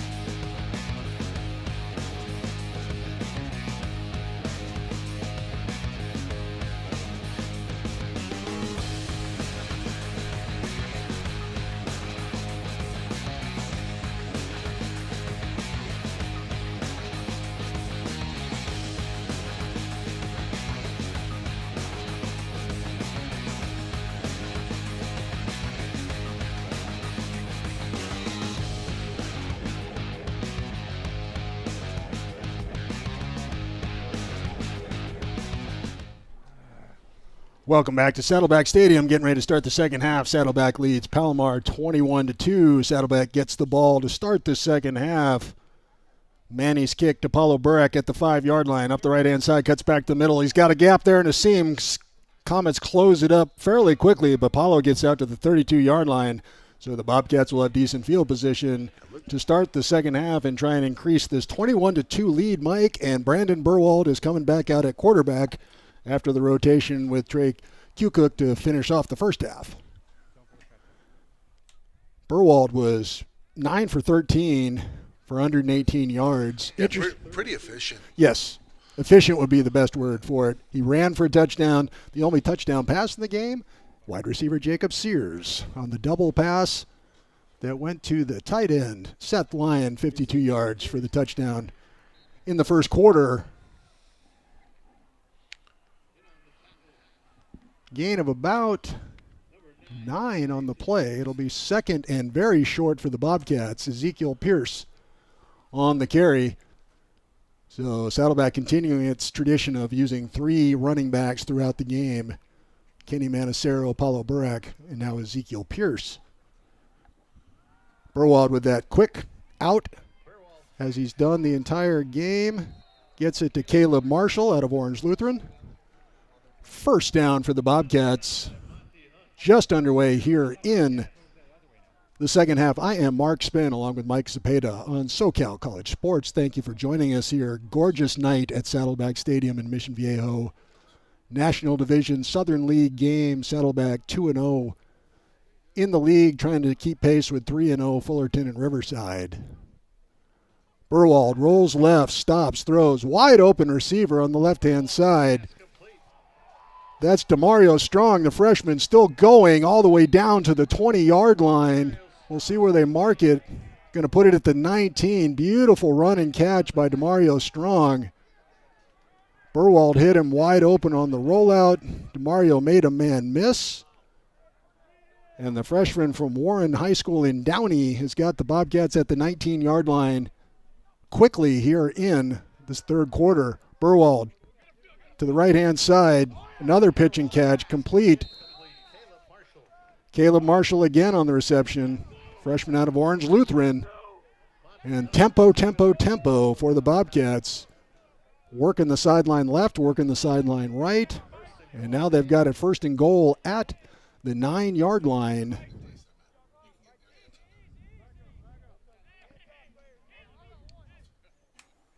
Officially, it will be the 8. First and goal at the 8 for Saddleback. Ezekiel Pierce in the backfield. DeMario Strong. Slot left. Caleb Marshall split wide right. They throw it deep into the corner to Dane Bendix. Even at 6'2", Dane couldn't quite get up to get that one. Just out of his reach. Pretty decent ball, but Dane couldn't bring it down.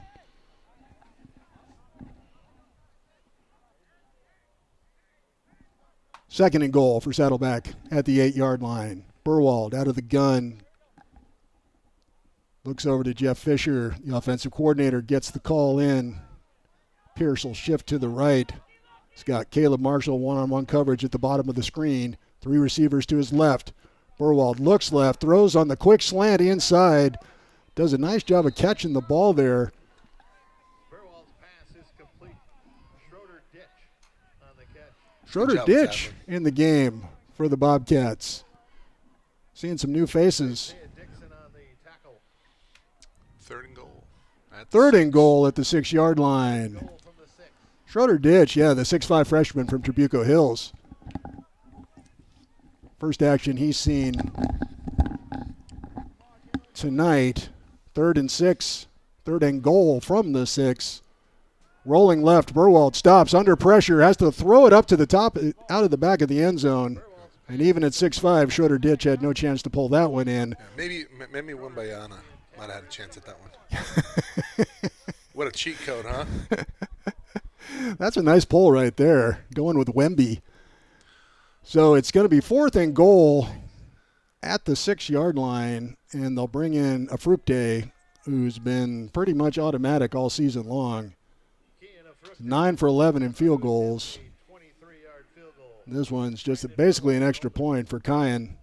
Special Teams Player of the Week a couple of weeks ago in the SCFA, after he had 3 field goals and 6 extra points in the rout over Southwestern. That kick is up and is good. Fructe puts 3 more points on the board for the Bobcats. They wanted 7, but they'll take 3, and they go up 24-2 with 11:57 to go here in the third quarter. Saddleback 24, Palomar 2, SoCal College Sports.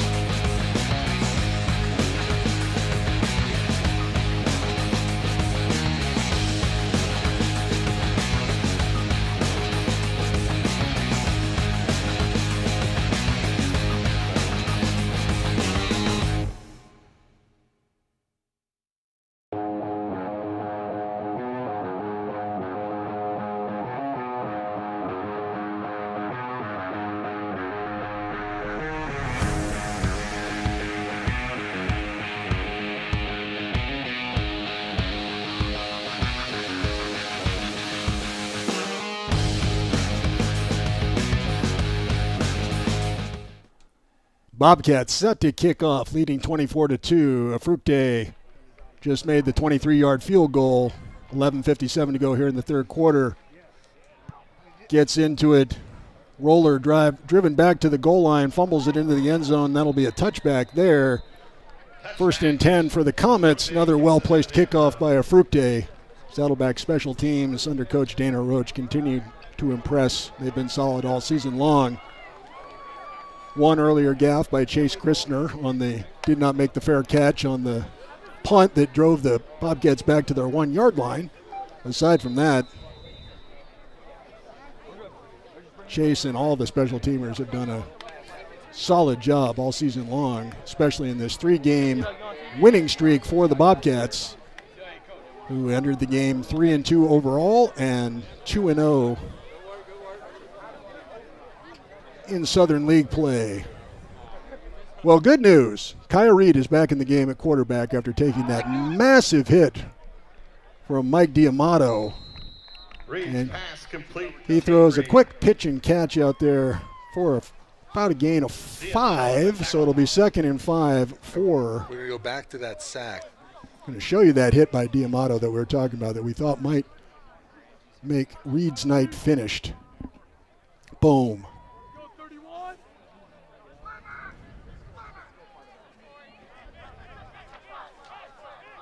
Second and 5 from the 30.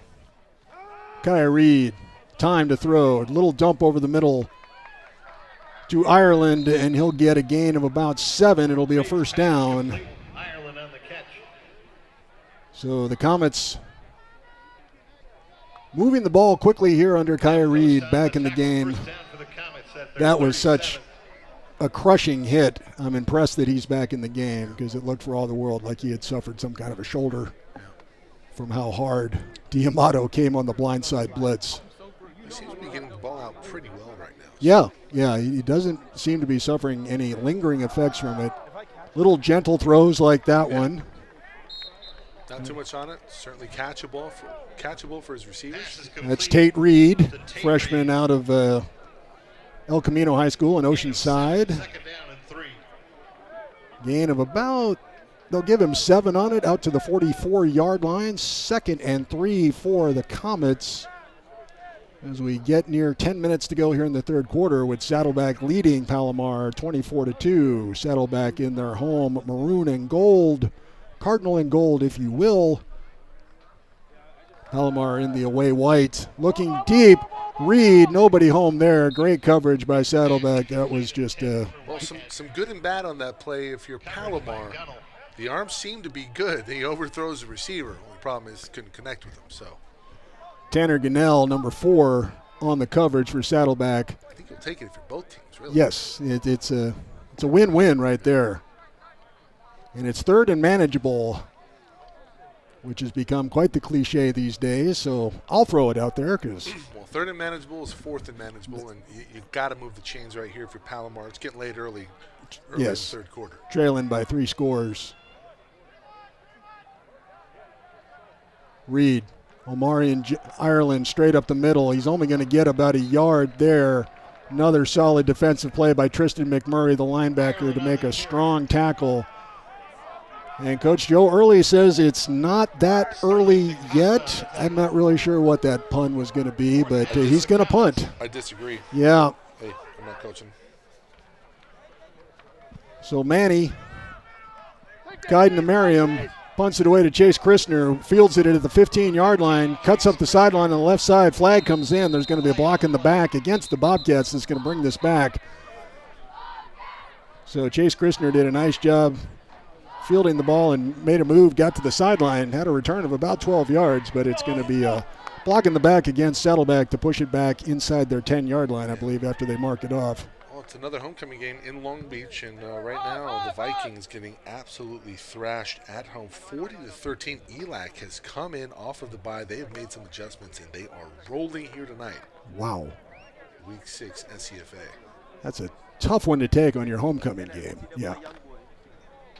All right, so the Bobcats will take it 1st and 10 after the block in the back pushes back and negates a nice return by Chase Christner. So they'll have it at the 8. It'll be 1st down for Saddleback. Brandon Burwald still at quarterback. Kenny Manacero returns at running back. Kenny's also a threat on the swing passes out of the backfield. I expect to see some of that from Saddleback here in the second half.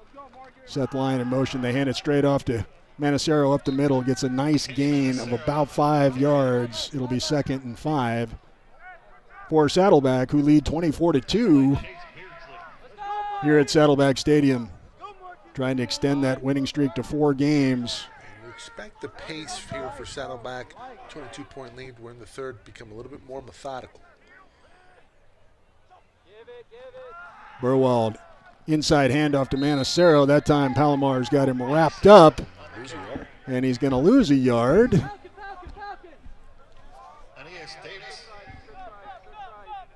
Number 58, Aeneas Davis. Andy Devine, the freshman linebacker out of Mission Hills. Andy Devine with the tackle. So now it's 3rd and 6 for the Bobcats. Burwald out of the gun, 3 wide receivers to the right. Marcus Carrillo Edgar at the bottom of your screen. Josh Collins in the slot. I believe that's Tristan Duncan. Or Jacob Sears over the middle, and that's who they go to, Jacob Sears. He rides a tackler and breaks it all the way out to the 21-yard line, maybe the 22, and that's a 1st down, Mike. Takes Strength. on the entire secondary. Wow. This effort here. That's just, he's already thrown the touchdown pass, and now he just won the WWE King of the Ring crown, carrying that guy all the way. Omar Ali, the freshman, comes in at 200 pounds. Jacob Sears, not 200 pounds, but he was the stronger force on that one.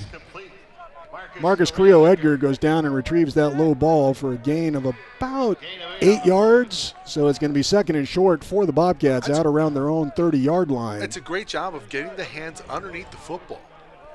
2nd and 2 officially. Manacero to his left. 2 receivers left and right. Burwald, quick drop. Now there's pressure. He's hit as he throws, but he throws a beautiful ball out to Marcus Carrillo Edgar, who makes a diving attempt just out of his reach. Burwald got hit just as he was releasing the pass. Carrillo Edgar had gotten behind the secondary. Jaden Ireland, Omario's brother on the coverage, was beaten. But the pass just out of the diving Marcus Carrillo Edgar's reach. And that's going to bring up 3rd and short for the Bobcats. Manacero, a likely bet in these situations. They're going to pitch it out. No, Burwald's going to keep it on the option. He gets it. The 6'2", 210 Burwald drags tacklers out across the 35-yard line. They'll spot it right at the 35, and that's more than enough for the 1st down. 1st down for the Cats. Big, strong young man from White Bear Lake, Minnesota. As I said, some of these Montana and Minnesota young men playing here tonight are enjoying this absolutely gorgeous night. Temperature still in the 70s. here in Mission Viejo. Beautiful night for football. Saddleback on the move. 1st and 10 at their own 35. Burwald, Manicero cuts back right, cuts back middle. Gets about 4. It'll be 2nd and 6 out to the 39-yard line. And we're under 7 minutes to go here in the third quarter with Saddleback on top, 24-2. Bobcats on the road for the next couple of games, Mike. They're at Grossmont next week. What do you got for that? We have Fullerton back here, I believe, later in the year. Is that correct? That's November 4th is the Fullerton game. That's our last home game here. And the way it's trending right now, it looks like the Bobcats could potentially have a home bowl game. Trey Kukoc in the game, and he gets sacked. Subbed in for Burwald, and I don't know if Brandon got shaken up on that quarterback keeper for the first down a couple plays ago, but Kukoc has come into the game, rolls left and gets sacked, and Burwald's going into the 10. We're going to go to the replay of that last play. I think his leg might have been hyperextended as he was bringing down. You said he came in a little banged up. I wonder if he reacted. He said he had a brace on his leg during practice, was moving well. That's why he started tonight. There's a nice ball by Trey Kukoc. Oh, that's got to be a penalty. Pretty pass by Kukoc. Wow. No flag comes in, but Tristan Duncan. That's one hell of a throw. Look at this. Yeah. This is right on the money. That's a confidence builder for him. Ouch. I mean, that looked like helmet to that helmet. looked like helmet to helmet to me. Yeah. Tristan Duncan out of Effingham, Illinois, transfer from Truman State University. I want to know where the flag is here. Boy, yeah. I agree with you, Mike. That looked like a crown of the helmet. You're going to make a big deal about, we want to protect the players, head injuries. Clearly, helmet to helmet on that play. Should have been a free 15? Yeah. 2nd and 8 now after a 2-yard gain by Manicero on first down. Kukoc picks up the low snap, scrambling around, looking for something to do with it. Now he scrambled around too long. The play was blown up from the start because of the low snap. And that's, when you're Kukoc, you got to do a better job of not getting flustered. He went from Burwald to being, Derek Carr, under the rush.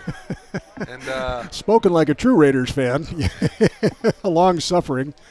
Now you can be a long-suffering Saints fan with Derek and company. More of a. Hey, you know what? He makes $30 million a year. He's not a Raider anymore. No, that's right. He's a Saint. All right, Kukoc, quick drop. Little screen over there to Manicero. Makes a man miss. Kenny still running strong. Out of Mission Viejo High School, the freshman in a foot race. Gets tripped up at the 9-yard line. We'll see where they spot it. Big gain on the screen pass. Well executed by Kukoc and Manicero. They're going to spot it officially at the 11 to say where his knee went down. 1st and 10 at the 11 for the Bobcats. You got to know it's a long yardage situation that the screen is coming. 47 yards total on the play. Shoestring tackle saved the touchdown there. Yes, indeed. The comments, but damage has been done. Manicero showing the elusiveness that has him averaging 7.1 yards per carry. He's also one of the leading receivers. He's got 11 catches now for 150 yards on the season. Takes an inside handoff for a couple. It'll be 2nd and 8 at the 9-yard line. Bobcats can't get a first down at the 1. Ticking down towards 3 minutes, 24-2. Saddleback kind of looking to put the icing on the cake here. Yeah, they're looking for a coffin nail early here. Kukoc still in the game. We wonder about Burwald. Well, hopefully you don't need him the rest of the way. Right, and as we were told, Joey Gentililla may play, and Joey may want to play in this game because he transferred from Palomar. Little sweeping. The fumbled. The pitch was in front of Manicero, who was looking for it to be more lateral. And, Kenny just couldn't reel that one in. Kukoc needed to put a little more zip, I think, on the pitch. Yeah. A little less air. Looks like a loss of maybe 2 or 3 on the play. Yeah, but loss of 4 officially. Yep. Make it 3. Yep. A little off. Loss of 3 on the play, so it is 3rd and 11 from the 12. For Kukoc here, there's an opportunity to grow as a player. You get some reps against a Pretty Yes. good defense. And he threw a very nice ball to Duncan, and he's looking for Duncan again on that back shoulder fade to the Cook's pass intended for Duncan. flag, and it's incomplete. Never really had a chance. Great blanket coverage there by Palomar. 4th and 11. Here comes a kicking unit. And that's Jaden Bowen out of Oceanside, number 23 on the coverage. Nice coverage by Jaden Bowen.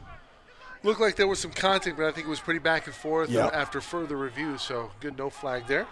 Fructe comes on for what'll be a 29-yarder. 29-yarder. Holder Dylan Sprague. 10 for 12 on the year. Looks good. That looks good from here, and it It's is. good. Easy money. 3 more points for Saddleback. Again, they didn't get 7 on the last 2 drives as they got inside the 10-yard line on both of them, but they come away with 6 points total for a score of 27-2 with 1:57 to go here in the third quarter. SoCal College Sports.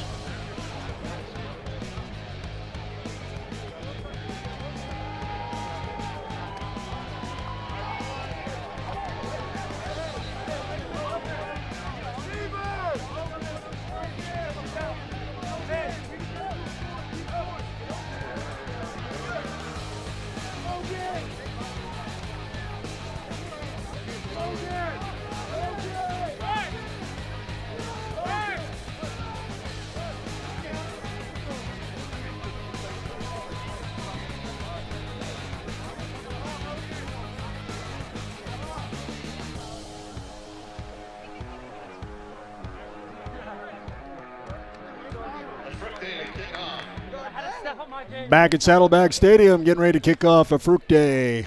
Just booted a 29-yard field goal to make it 27-2 here, under 2 minutes to go in the third quarter. Short kick this time. Roller will take it at about the 7.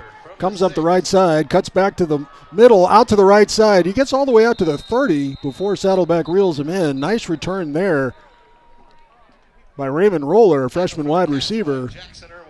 And he's tackled by Jackson Irwin at the 29, it looks like, is where they're going to spot it. So it'll be 1st and 10 for the Comets.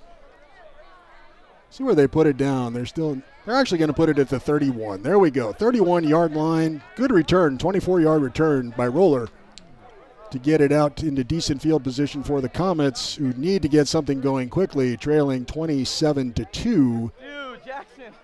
Kaya Reed returns at quarterback, number 12. Another good sign after the big hit he took from Diamato on that blitz. Palomar coaches having a word with the officials. And that reminds me, Mike, I need to mention those. We put up a graphic earlier, but that's referee Robin Hall. There we go. Well, Robin Hall had a little conversation with Joe Early, and everything is, I won't use copacetic again, but it's good to go.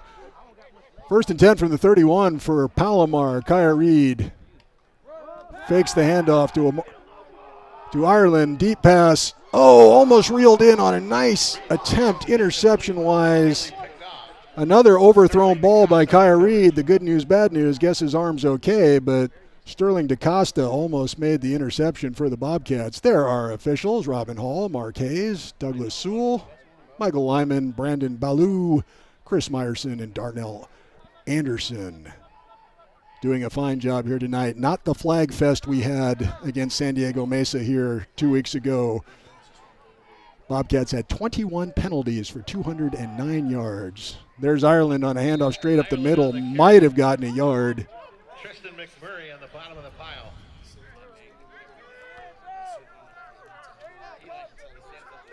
It's been pretty solid. We haven't noticed them as much, you know, and that's, yes.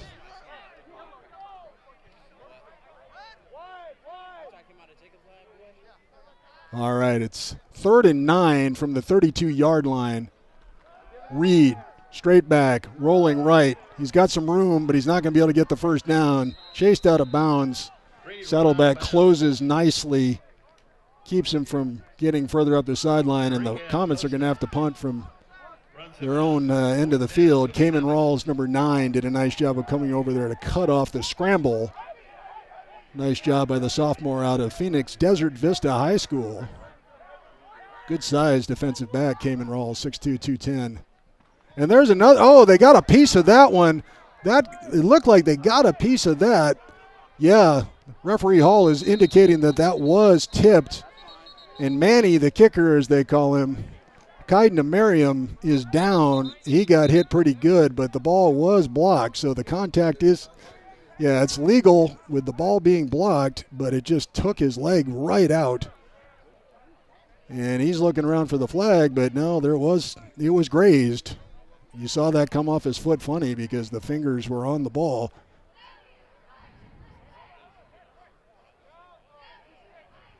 That rotation kind of looked like one of your free throws, Mike.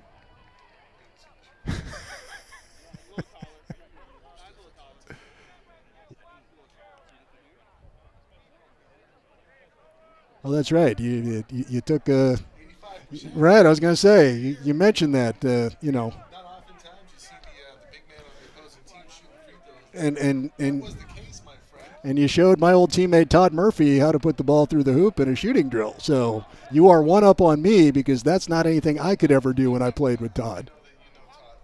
Yes, I remember Todd. That I also know is true.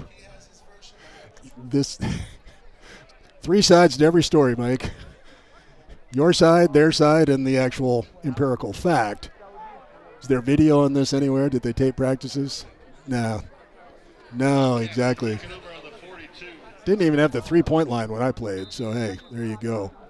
Not that it would have mattered for me. All right, 1st and 10 for the Bobcats at the 42-yard line after the partially blocked punt.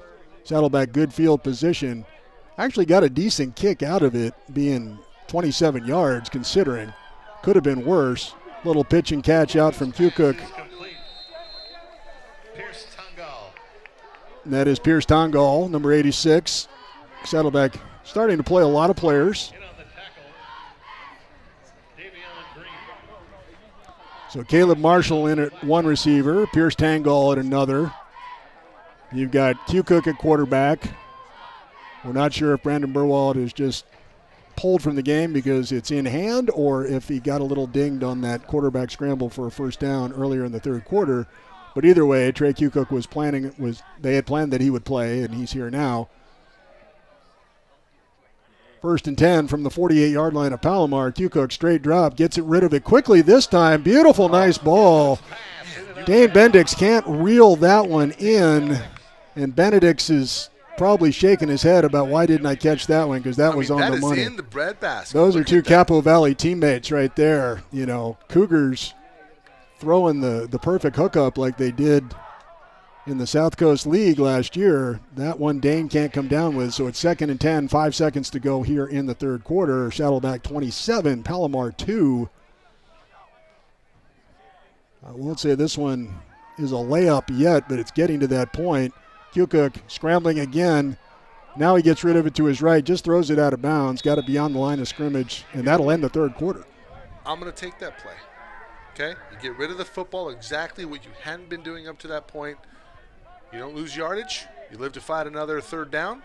Growth right there. You saw him make and had to feel a little let down when his old buddy Benedix doesn't catch the perfectly thrown ball in the play proceeding. You see him process it there. He says, you know what? I'm gonna get outside of the pocket so it's no intentional grounding. Does exactly that. Fires it to the sideline. Gets it past the line of scrimmage. No intentional grounding. 3rd and 10 when we come back. Start of the fourth quarter. You are watching SCFA football on SoCal College Sports.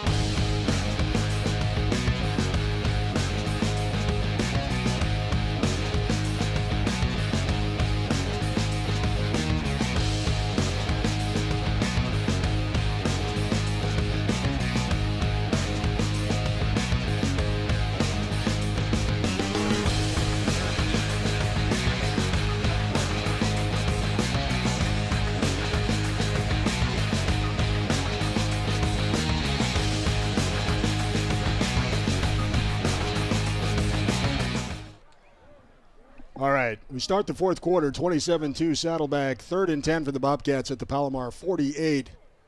Trey Kukoc, straight drop. Now again, he doesn't have a receiver, and Palomar brought the pressure. Now Kukoc does a nice job scrambling to his left. He's got receivers open down. Now he just can't quite elude. He had Paolo Burak, but a good job defensively staying with the receivers. By 32, Davion Green. Davion Green, number 32, with the breakup there for Palomar. Nice play defensively because Kukoc looked like he had. Kukoc did a good job of Yes, he did. eluding the pressure, and he has a man down. It's not Burak. He should have went over the top. I just don't know if he had the gun for it. He nearly threw it into the defender. That's a nice play by Davion Green, freshman defensive back out of Granite Hills in El Cajon. But that's a tough throw. You know, you're going against the grain, cross your body. Yep. Braden Biller averaging almost 41 yards a kick, a little over that now probably with his earlier punt. That one's not one of his best, but it's not terrible. We'll see where they spot it. 15. Referee comes at the field to the 17-yard line, which made that a 31-yard boot. No return. Palomar takes over 1st and 10 at their own 17. They got 2 points on a safety that we don't think was a safety. No. Back in the first quarter. Saddleback got the first 7 points of the game. Think about the defensive effort here. They pitched a shutout. Yes, it's been, and they got the first, the 6th on the board. Bryce Kreider with the 22-yard fumble rumble. Little scoop and score. It was nice to see the big man pick that up and go. All right, Kaya Reed still in the game here. I think he'll be at the helm the rest of the way.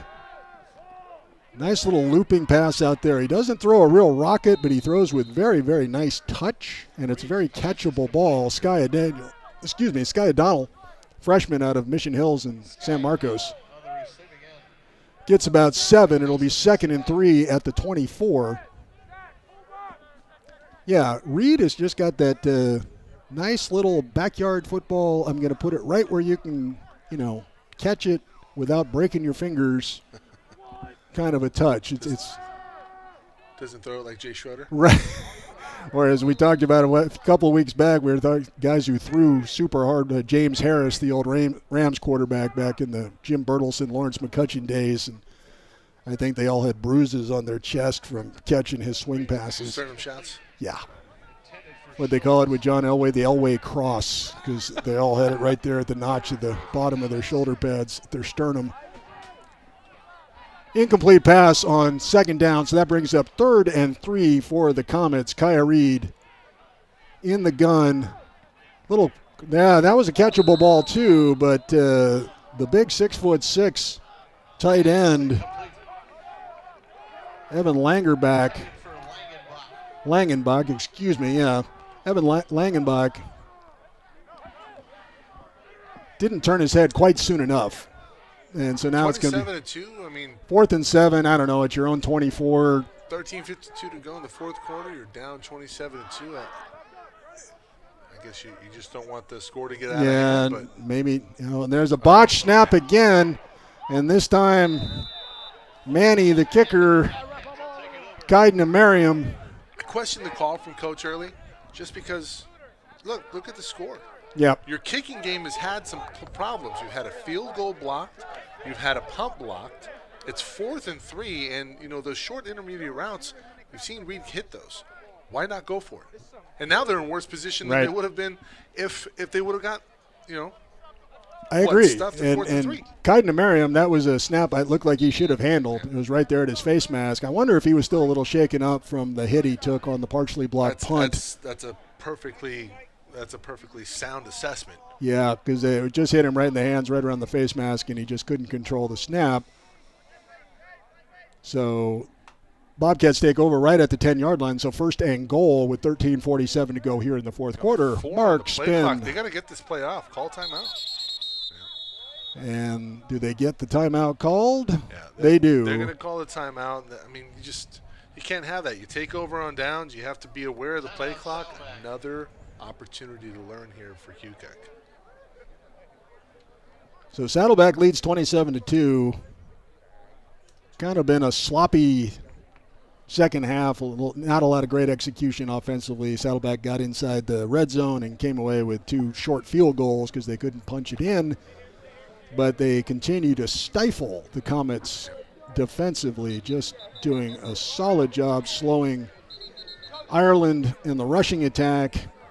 Kaya Reed has thrown some nice balls, but they've all been of the shorter variety, no downfield. Well, we've seen a couple downfield. They just haven't really been able to hook up. Right. And we have to remind folks that Clay Omahundro, their starting quarterback, is out with an injury, and he's thrown for almost 700 yards and 5 touchdowns so far this season.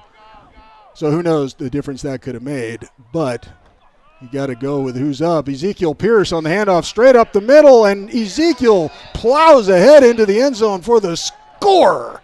Saddleback, touchdown.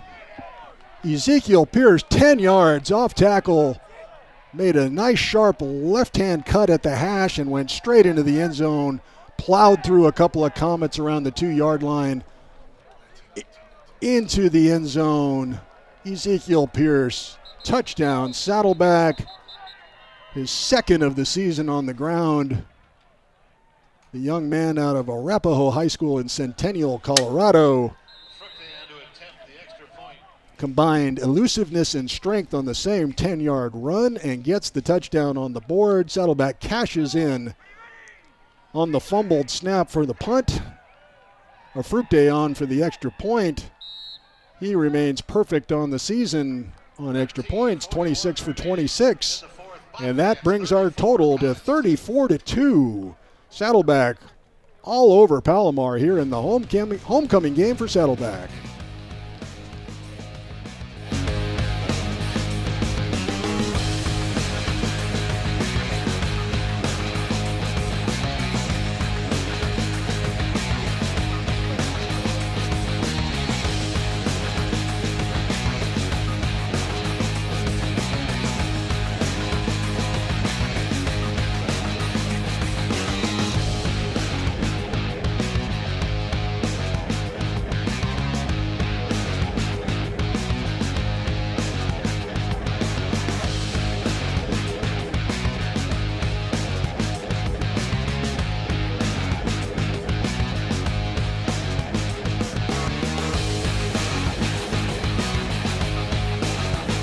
Back here at Saddleback College, 34-2. Saddleback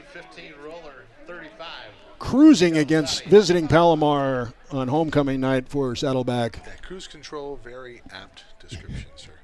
At this point, I think that's kind of what you got to do. There's a whistle. Not sure if somebody was offside. Jumped the gun, I think, a little bit. Yeah. Are they going to back him up 5 yards, or did we just have a reset by the officials? No. We'll go back 5 yards and try that again. Delay of game on. Man, that's 2 in a row. Yeah. Got to be ready. Well, you got new people in the game probably, and still not. Yeah, it's probably going to get you some. Well, it would be suicides for us. Yes. I don't know what do they call those? Road to Glory, where they do every yard line up and around, and bear crawls and all those kinds of fun things. Roller from the 11-yard line on the right side. He's got a little bit of room there, but Saddleback will wrap him up shy of the 30, although Raymond tries to drag tacklers to the 30-yard line. Ball came out at the end, but whistled down, and they'll spot it right at the 30 for the Comets. 1st and 10. Now just trying to get some momentum going into what they have left on their schedule next week. Doesn't get easier for the Comets. They play at Fullerton, who is 6-0 and in the top 5 in the state poll. Saddleback travels to Grossmont before the big one at Riverside in 2 weeks. Riverside TV will have that game. They do a terrific job. 12 noon kickoff, I believe, or 1 p.m. They play afternoon. They play day football in Riverside. Long looping pass, beautifully thrown ball. Again, one of those nice touch passes. That one deep to Jake Whitehead, who's been kind of quiet since the first quarter. Their leading receiver, the 6'3 freshman from Chaparral in Temecula, takes it all the way down to the 24-yard line. Gain of 56 yards.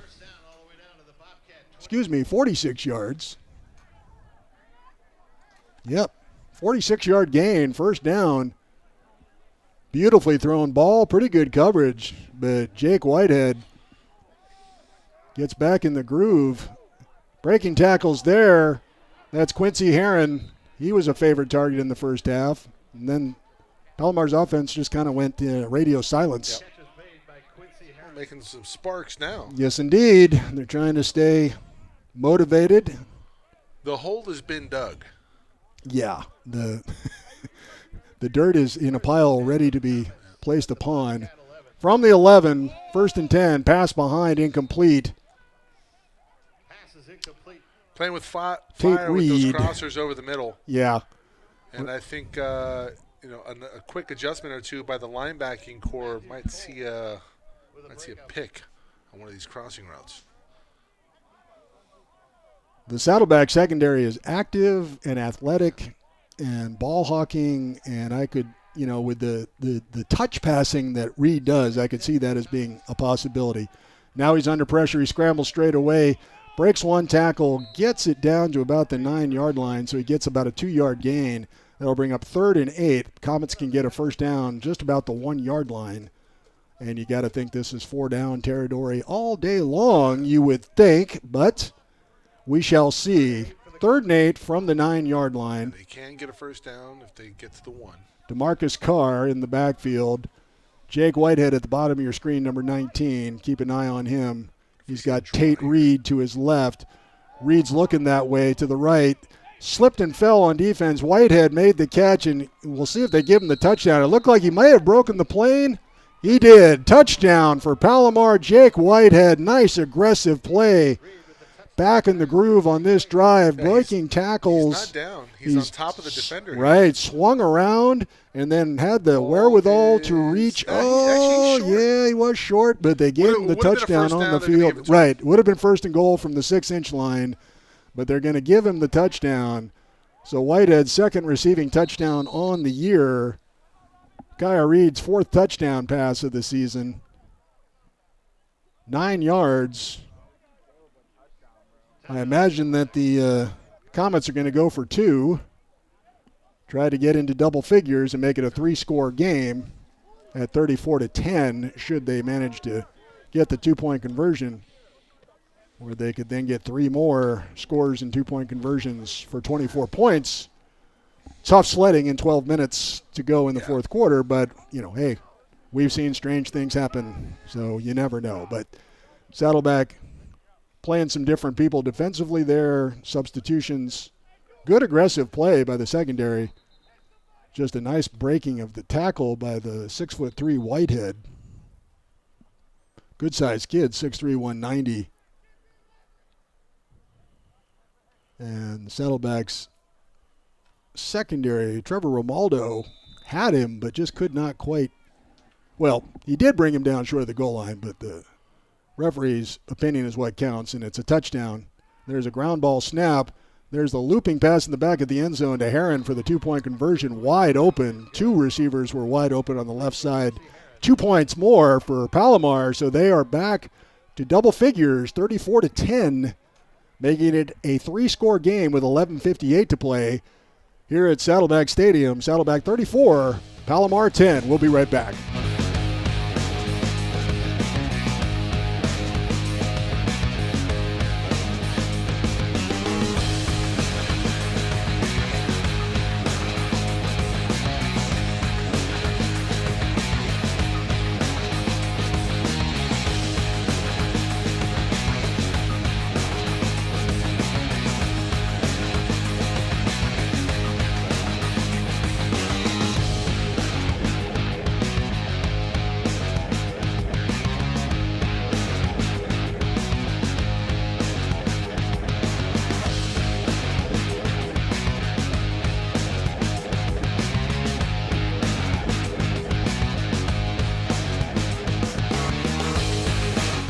Back at Saddleback College on homecoming night. That is the Ferry Hospitality Room here at Saddleback Stadium. Folks enjoying it. Kickoff is a touchback. So the Bobcats will take over 1st and 10 with a 34-10 lead. And we will see if it remains Trey Kukuk or if they're going to bring in Joey Gentililla, who we were told was going to play. And I see Joey huddling there on the sideline, number 10. So Joey is a 6'5 sophomore from Huntington Beach. Certainly looks the part, that's for sure. And he transferred from Palomar. So sure he's familiar with some of his opponents on the other side. 40-20 now in Long Beach. ELAC on top of the Vikings on their homecoming evening. Pasadena up 17-3 on top of Santa Monica. They're late in the fourth. So Joey, limited snaps this year for sure. Hands it off to Paulo Burak, a very good thing for any quarterback with limited snaps to do. And Paulo goes around the left side for a gain of about 2. It'll be 2nd and 8 for the Bobcats. Yeah, Joey's a rangy kid, 6'5", 200. And I think the 200 was if the pads had been immersed in, especially for a long time in water, because he's a lean kid. Mount Sac is pulled away from Cerritos 29-7 now. They're late in the fourth. Excuse me. 2nd and 8, handed off again to Burak. Paulo powers his way out to the 34 to bring up 3rd and short. For the season, Joey's only appeared in one game. It was against Southwestern in the 53-3 victory for Saddleback on September 23rd. He was 4 out of 9 for 36 yards. So seeing his second action on the season, and again, this was something our sources at Saddleback said was going to happen. This was planned that he was going to play in the second half tonight in any situation, and now it just happens to be he's out there helping protect a 34-10 lead as we're under 11 minutes to play. It's 3rd and a short yard. Gentililla goes straight up the middle on the sneak, and he'll power for the first down. Great job by the offensive line on the push right there. Let Joey use his 6'5 frame to extend for the first down across the 35-yard line. We'll call it the 36. And it's first down for Saddleback, and the clock goes tick, tick, tick. As Palomar trying to get it back, 3 scores. Well, 3 plus 3 2-point conversions down. But we'll call it 3 scores. 1st and 10. Kenny Manacero on the handoff, sweeping around the right side, doing what he does there, exploding around the end, and then those sharp cuts up the field, showing why he's averaging more than 7 yards per carry. Gets up the average after that. Yes, got 11 right there. They'll spot it at the 47, gain of 11 for Kenny Manacero. More importantly, going to move the chains, kill some more clock. See if we can.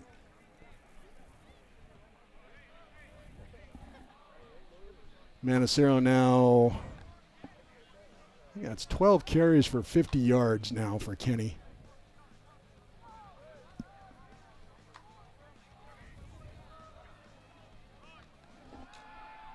First pass by Joey is out to the left hand flat. Reeled in there by DeMario Strong, and he gets a nice gain down to the Palomar 40. First down for the Bobcats. Gain of 13 yards. So Gentililla throws a nice ball. DeMario does a nice job moving up the field, gets the first down. And gives his receiver a little bit of room to work. Did you see DeMario Strong's out of Warren High School in Downey. Did you see that Downey and Warren played the first high school game at SoFi Stadium? Thursday night, I believe it was. First time they played a high school game at SoFi Stadium, and it was the rivalry game Downey versus Warren. I wonder if they streamed that game. That's a good question. Something tells me they did. They certainly have the infrastructure at that beautiful facility. Is it set up for that? Do they have TV possibility there at SoFi Stadium? You know what? It's not SoFi of the community colleges. This is the SoFi of community colleges. This is such a gorgeous complex. I mean, for track and field, it's a state-of-the-art surface. Well, all the higher-ups are here for for homecoming. For homecoming and Saddleback, and kudos to the people at Saddleback and the wonderful team that they have in place. Yeah. And the facility that they've Gentililla, stumbled a bit as he was trying to get rid of it, and it's going to bring up a 3rd and 7 for the Bobcats. Yeah, we always have to thank, Athletic Director Dan Klaus, Operations Manager Brett Franchino, Dean of Athletics Dan Klaus. Didn't mean to correct you, but got to give the man his due. Yeah. And one of the Athletic Directors of the Year selected by a very prestigious panel earlier this year. Known Dan a long time, ever since his days at Cerritos. Grossman, I believe, before that. And we've certainly worked through the ranks with him as he's ascended here in the hierarchy of the athletic program here at Saddleback College.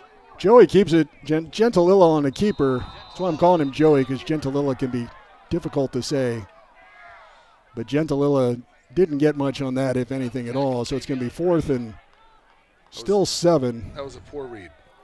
He lost he lost the ball, but the Bobcats got in on top of it, so they did not turn it over. I think they ruled that he was down. He certainly was not. The ball was out. It's 4th and 6 for the Bobcats. They're at the 36-yard line, so Kerry Crabb says, why not? We'll go. I think they were looking for a free 5 there. Bobcats with a single timeout remaining. I don't think they mind if they get backed up another 5 yards and delay a game. I'm sure they'd be happy to let Braden Biller put one inside the 10. And 5 yards. Mike Zepeda's spot on with that. Not my first rodeo. The hardest working man in community college live streaming is Mike Zepeda. You know what? Jim Petromelli might have something to say about that up at Bay Area Online Sports. All right, yeah. BAOSN. We work in tandem with Jim and his team to bring you coverage of the community college championship events. And we'll have some more community college championship events this fall. In particular, we'll have soccer at Mount Sac, volleyball also at Mount Sac. That's going to be a busy weekend. I've enjoyed their coverage at the baseball championships on BAOSN. Had their app on my Roku and was able to stream that on my big screen. It was a lot of fun. Streaming of the community college sports is a wonderful thing, and we are so glad to bring this one to you here from such a beautiful facility. And also I was going to mention Brett Franchino, the operations manager for Saddleback College. I didn't mean to cut you off. No, but he does. Well, Dean of Athletics, Dan Klaus, was definitely needed to be amended. But Brett does all the stuff behind the scenes and getting everybody where they're supposed to be. He certainly sets us up for success. Matt Brode. Well, Matt, the chief engineer, CTVR here, yes. He is just the unsung hero of the production. We cannot thank him enough. Provides us access as that pass falls incomplete throughout the week and helping us get acclimated to whatever we might need. Might need to run a line for a camera. It's the little things that you don't see that allow us to bring this coverage here to you. And Matt Brode certainly plays a huge part in that.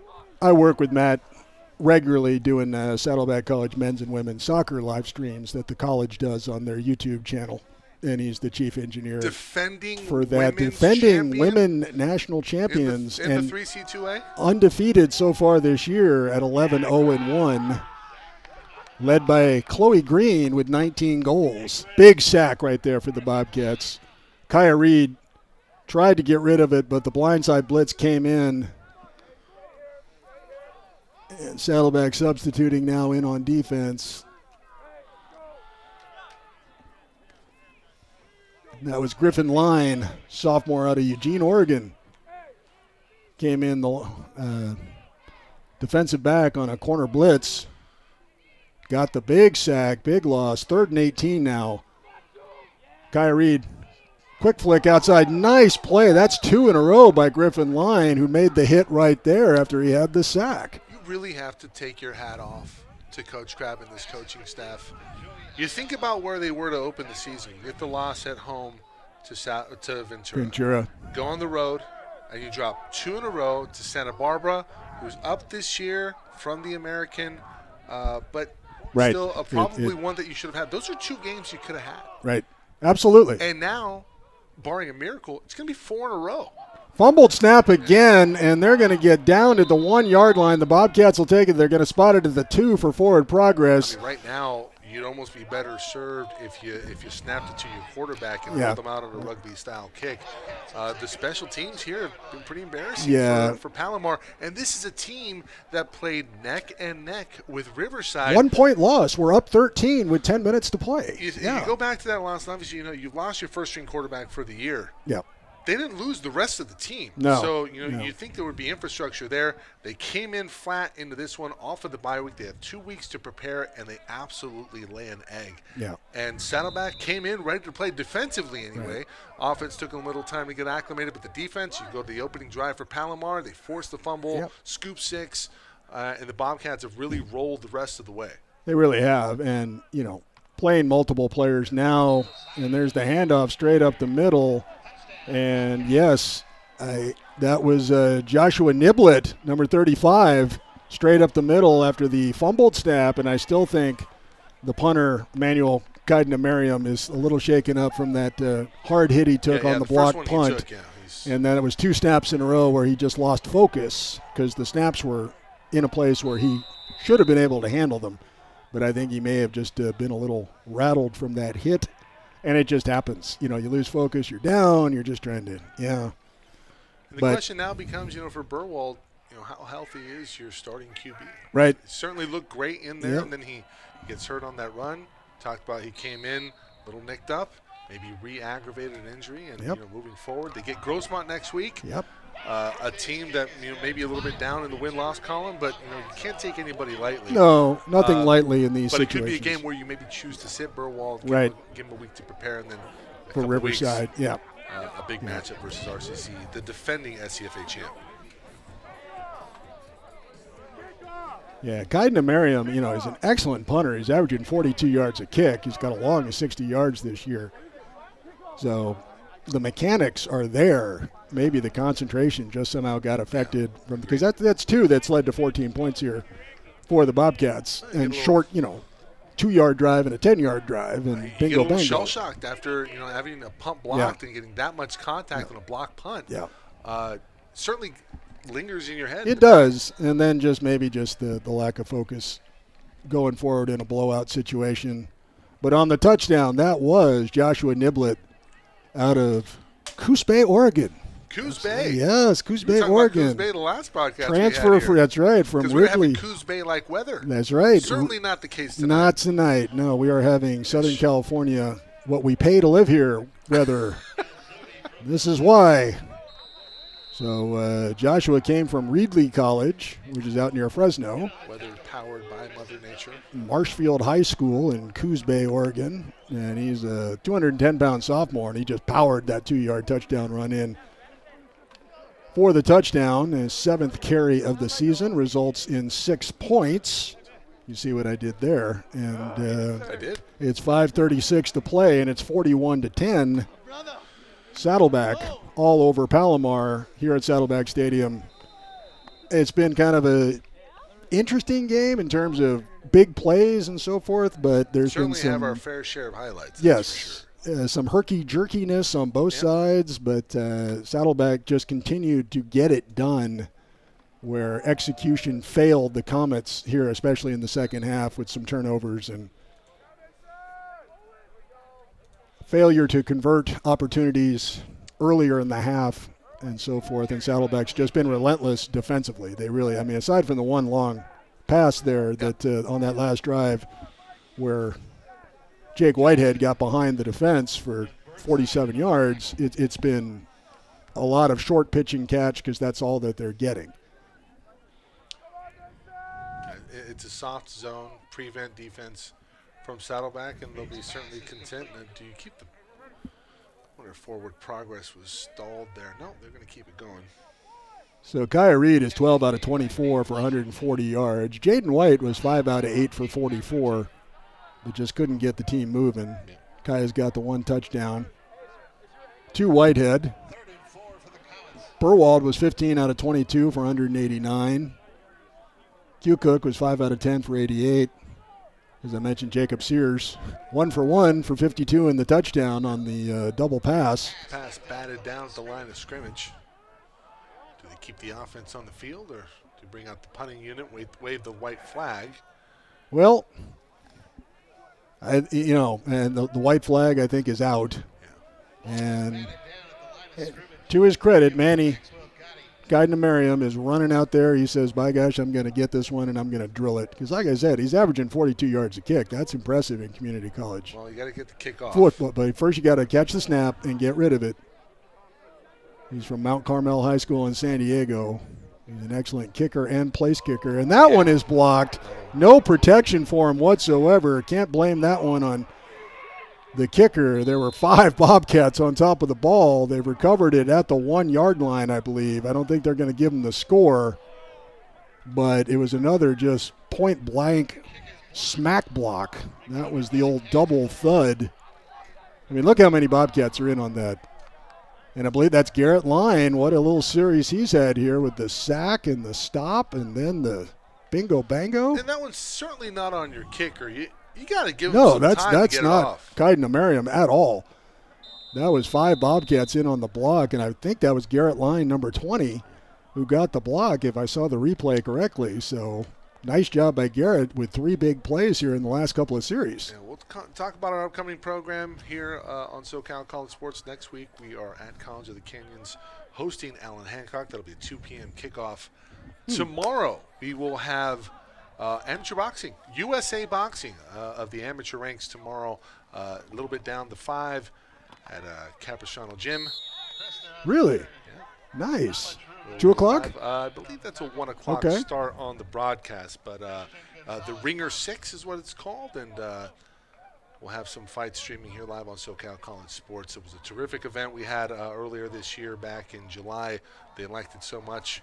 They wanted it again. Also slated for a December 3rd matchup for that, the Ringer 7, and possibly some more programming to come on the contact sports front. I like it. I'm a boxing fan. As am I. I couldn't throw a left hook to save my life, but I know one when I see them, and I've taken a couple. Gentililla keeps it, rolls out to the right. It's 2nd and goal from the 3 for the Bobcats after they lost a couple on first down. Pass incomplete. It'll be 3rd and goal. So some other stats on the Bobcats. Kenny Manacero, 12 for 42. Long of 11. So Palomar did a nice job bottling him up a little bit. Ezekiel Pierce, 3 carries, 23 yards. Paulo Burak, 6 for 11. So not a lot of numbers for Saddleback in terms of their usual ground game production. Passing yardage, though, is pretty impressive. About 250 yards almost total passing. So they won't get to their season average of total offense, which is more than 450. Should be a touchdown. See if we get a sign, and we do. There is another touchdown. Flags coming up now. That's after the play. The touchdown's going to be good. I think that was Chase And Christner, number 22, who got the score, and then we had some Probably gonna get some extracurricular. extracurricular for Yes. So Chase Christner is hoping his touchdown will stand because he plunged in there from about 3 yards out on 3rd and goal. We'll see how they sort it out here. Lots of conversation. There you go. The touchdown is good.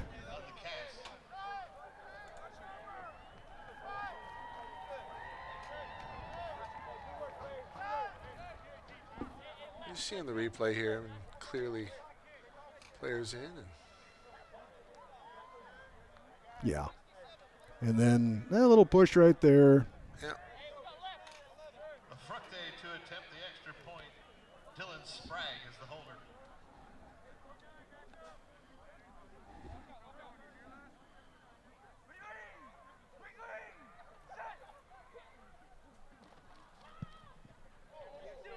And the extra point is up and good, keeping him perfect for the season. 27 for 27 now for a Fructe to make it 48-10 with 3:26 to play. Whistles blowing, little woofing. Penalties will be enforced on the kickoff. It looks like they got Saddleback for Personal foul. a personal foul.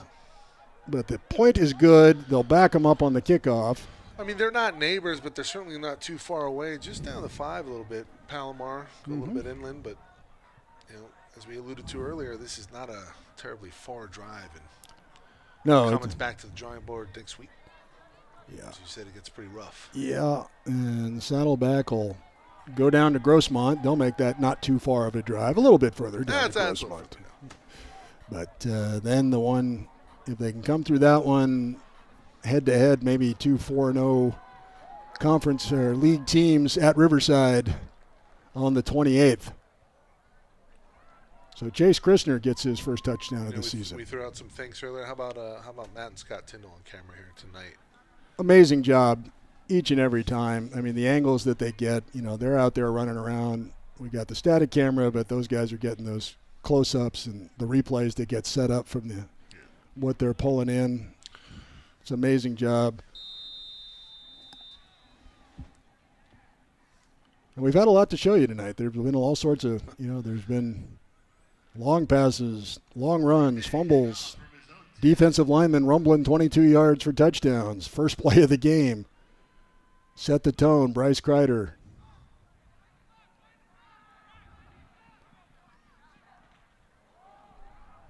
And after the penalty backed up the kickoff to the 20-yard line, it's returned out to near midfield. 3:19 to play. It's 48-10. Saddleback just waiting for those last 199 seconds to tick off and go enjoy this homecoming victory with friends and family.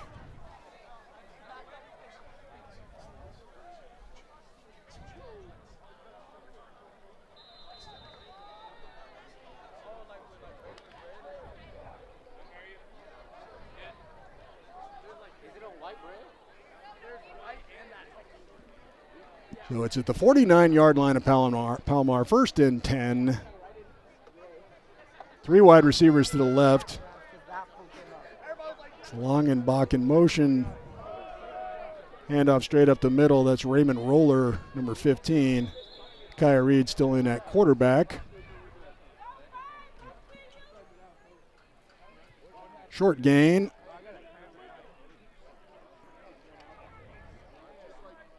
Bring up second and about 7 for Palomar at the Saddleback 48-yard line as we tick under 3 minutes to play now.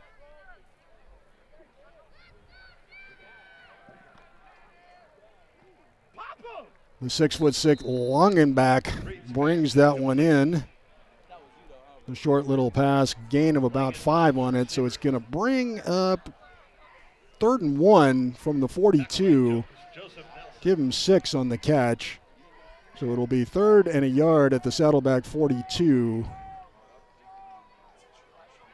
got the height out there for Palomar. 6'6", 6'3", 6'2" receivers. Do the lob into the post. And there's the little quick pitch and catch to Nate Washington. Good for the first down. Nate's out of Ocean View High School in Huntington Beach. He's one of the 6'4" receivers. Palomar's got multiple receivers, 6'2" and taller, and right now they've got 6'4", 6'4", and 6'6" out there.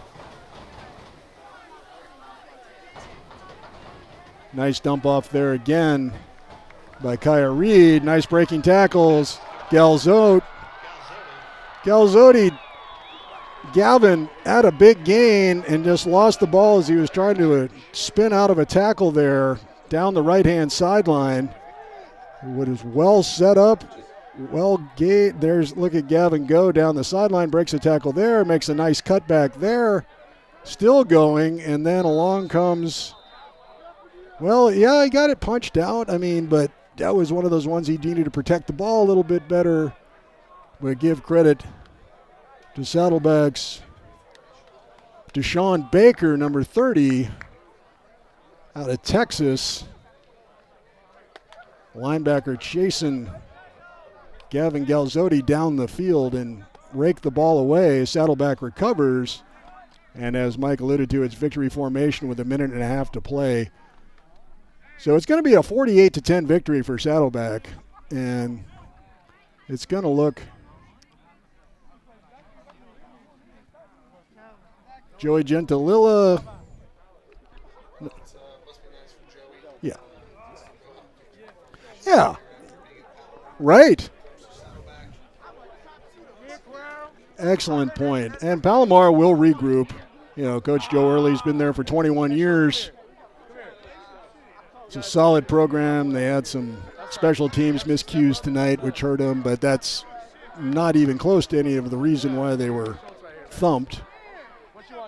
Saddleback was just relentless in not allowing Palomar to get down the field on offense. And that'll tick it down. Under 30 to play. The Bobcats don't have to snap it again, so that's going to be our final score. Coach Kerry Crabb, in his third season, gets his fourth consecutive win here this season, plus 3-0 in the Southern League of the National Division, tied for first with Fullerton and Riverside. The Bobcats are ranked 20th in the polls. Yes, that they're going to move up in the polls, so we're going to have ranked teams, barring anything strange at Grossmont. You know, Saddleback could go into that game 4-0 in conference when they play Riverside in 2 weeks. But first you got to beat Grossmont at Grossmont. So Crabb will keep them focused, I'm sure. Yes. And hopefully Burwald comes out of this just with a precautionary removal from the game. And if not, Trey Kukoc is learning as he goes. And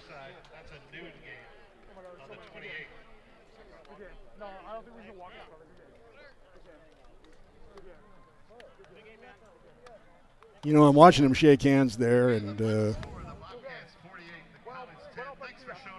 Palomar, some looks of frustration on the Comets' faces, like they know they just did not play a clean game.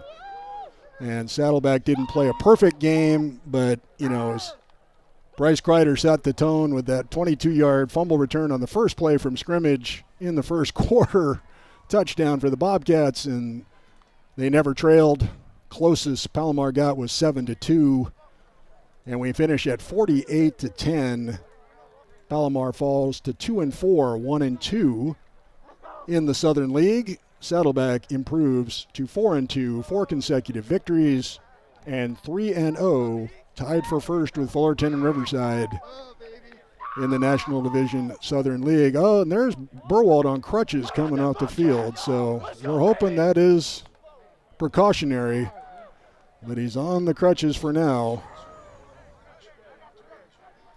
Well, hopefully the young man from White Bear Lake, Minnesota will be back in a couple of weeks, if not sooner. But in the meantime, the Bobcats they did play a complete game, Mike. Their special teams played well, aside from, you know, a couple of miscues early on, but the pressure on, you know, punting and coverage on kick returns and so forth. Excellent play by the special teams, set up a couple of late touchdowns. You know, Palomar, I have a feeling they'll be working on some blocking for the punter drills coming up. Yes. You know, our punter, man, he can't get it off when there's 5 guys standing in his face 3 of the last 4 times he punted. Our final again from Saddleback College. Saddleback 48, Palomar 10. For Mike Zepeda, I am Mark Spin. Thank you for joining us here tonight on SoCal College Sports. We'll see you again from Saddleback Stadium on November 4th when the Bobcats host Fullerton.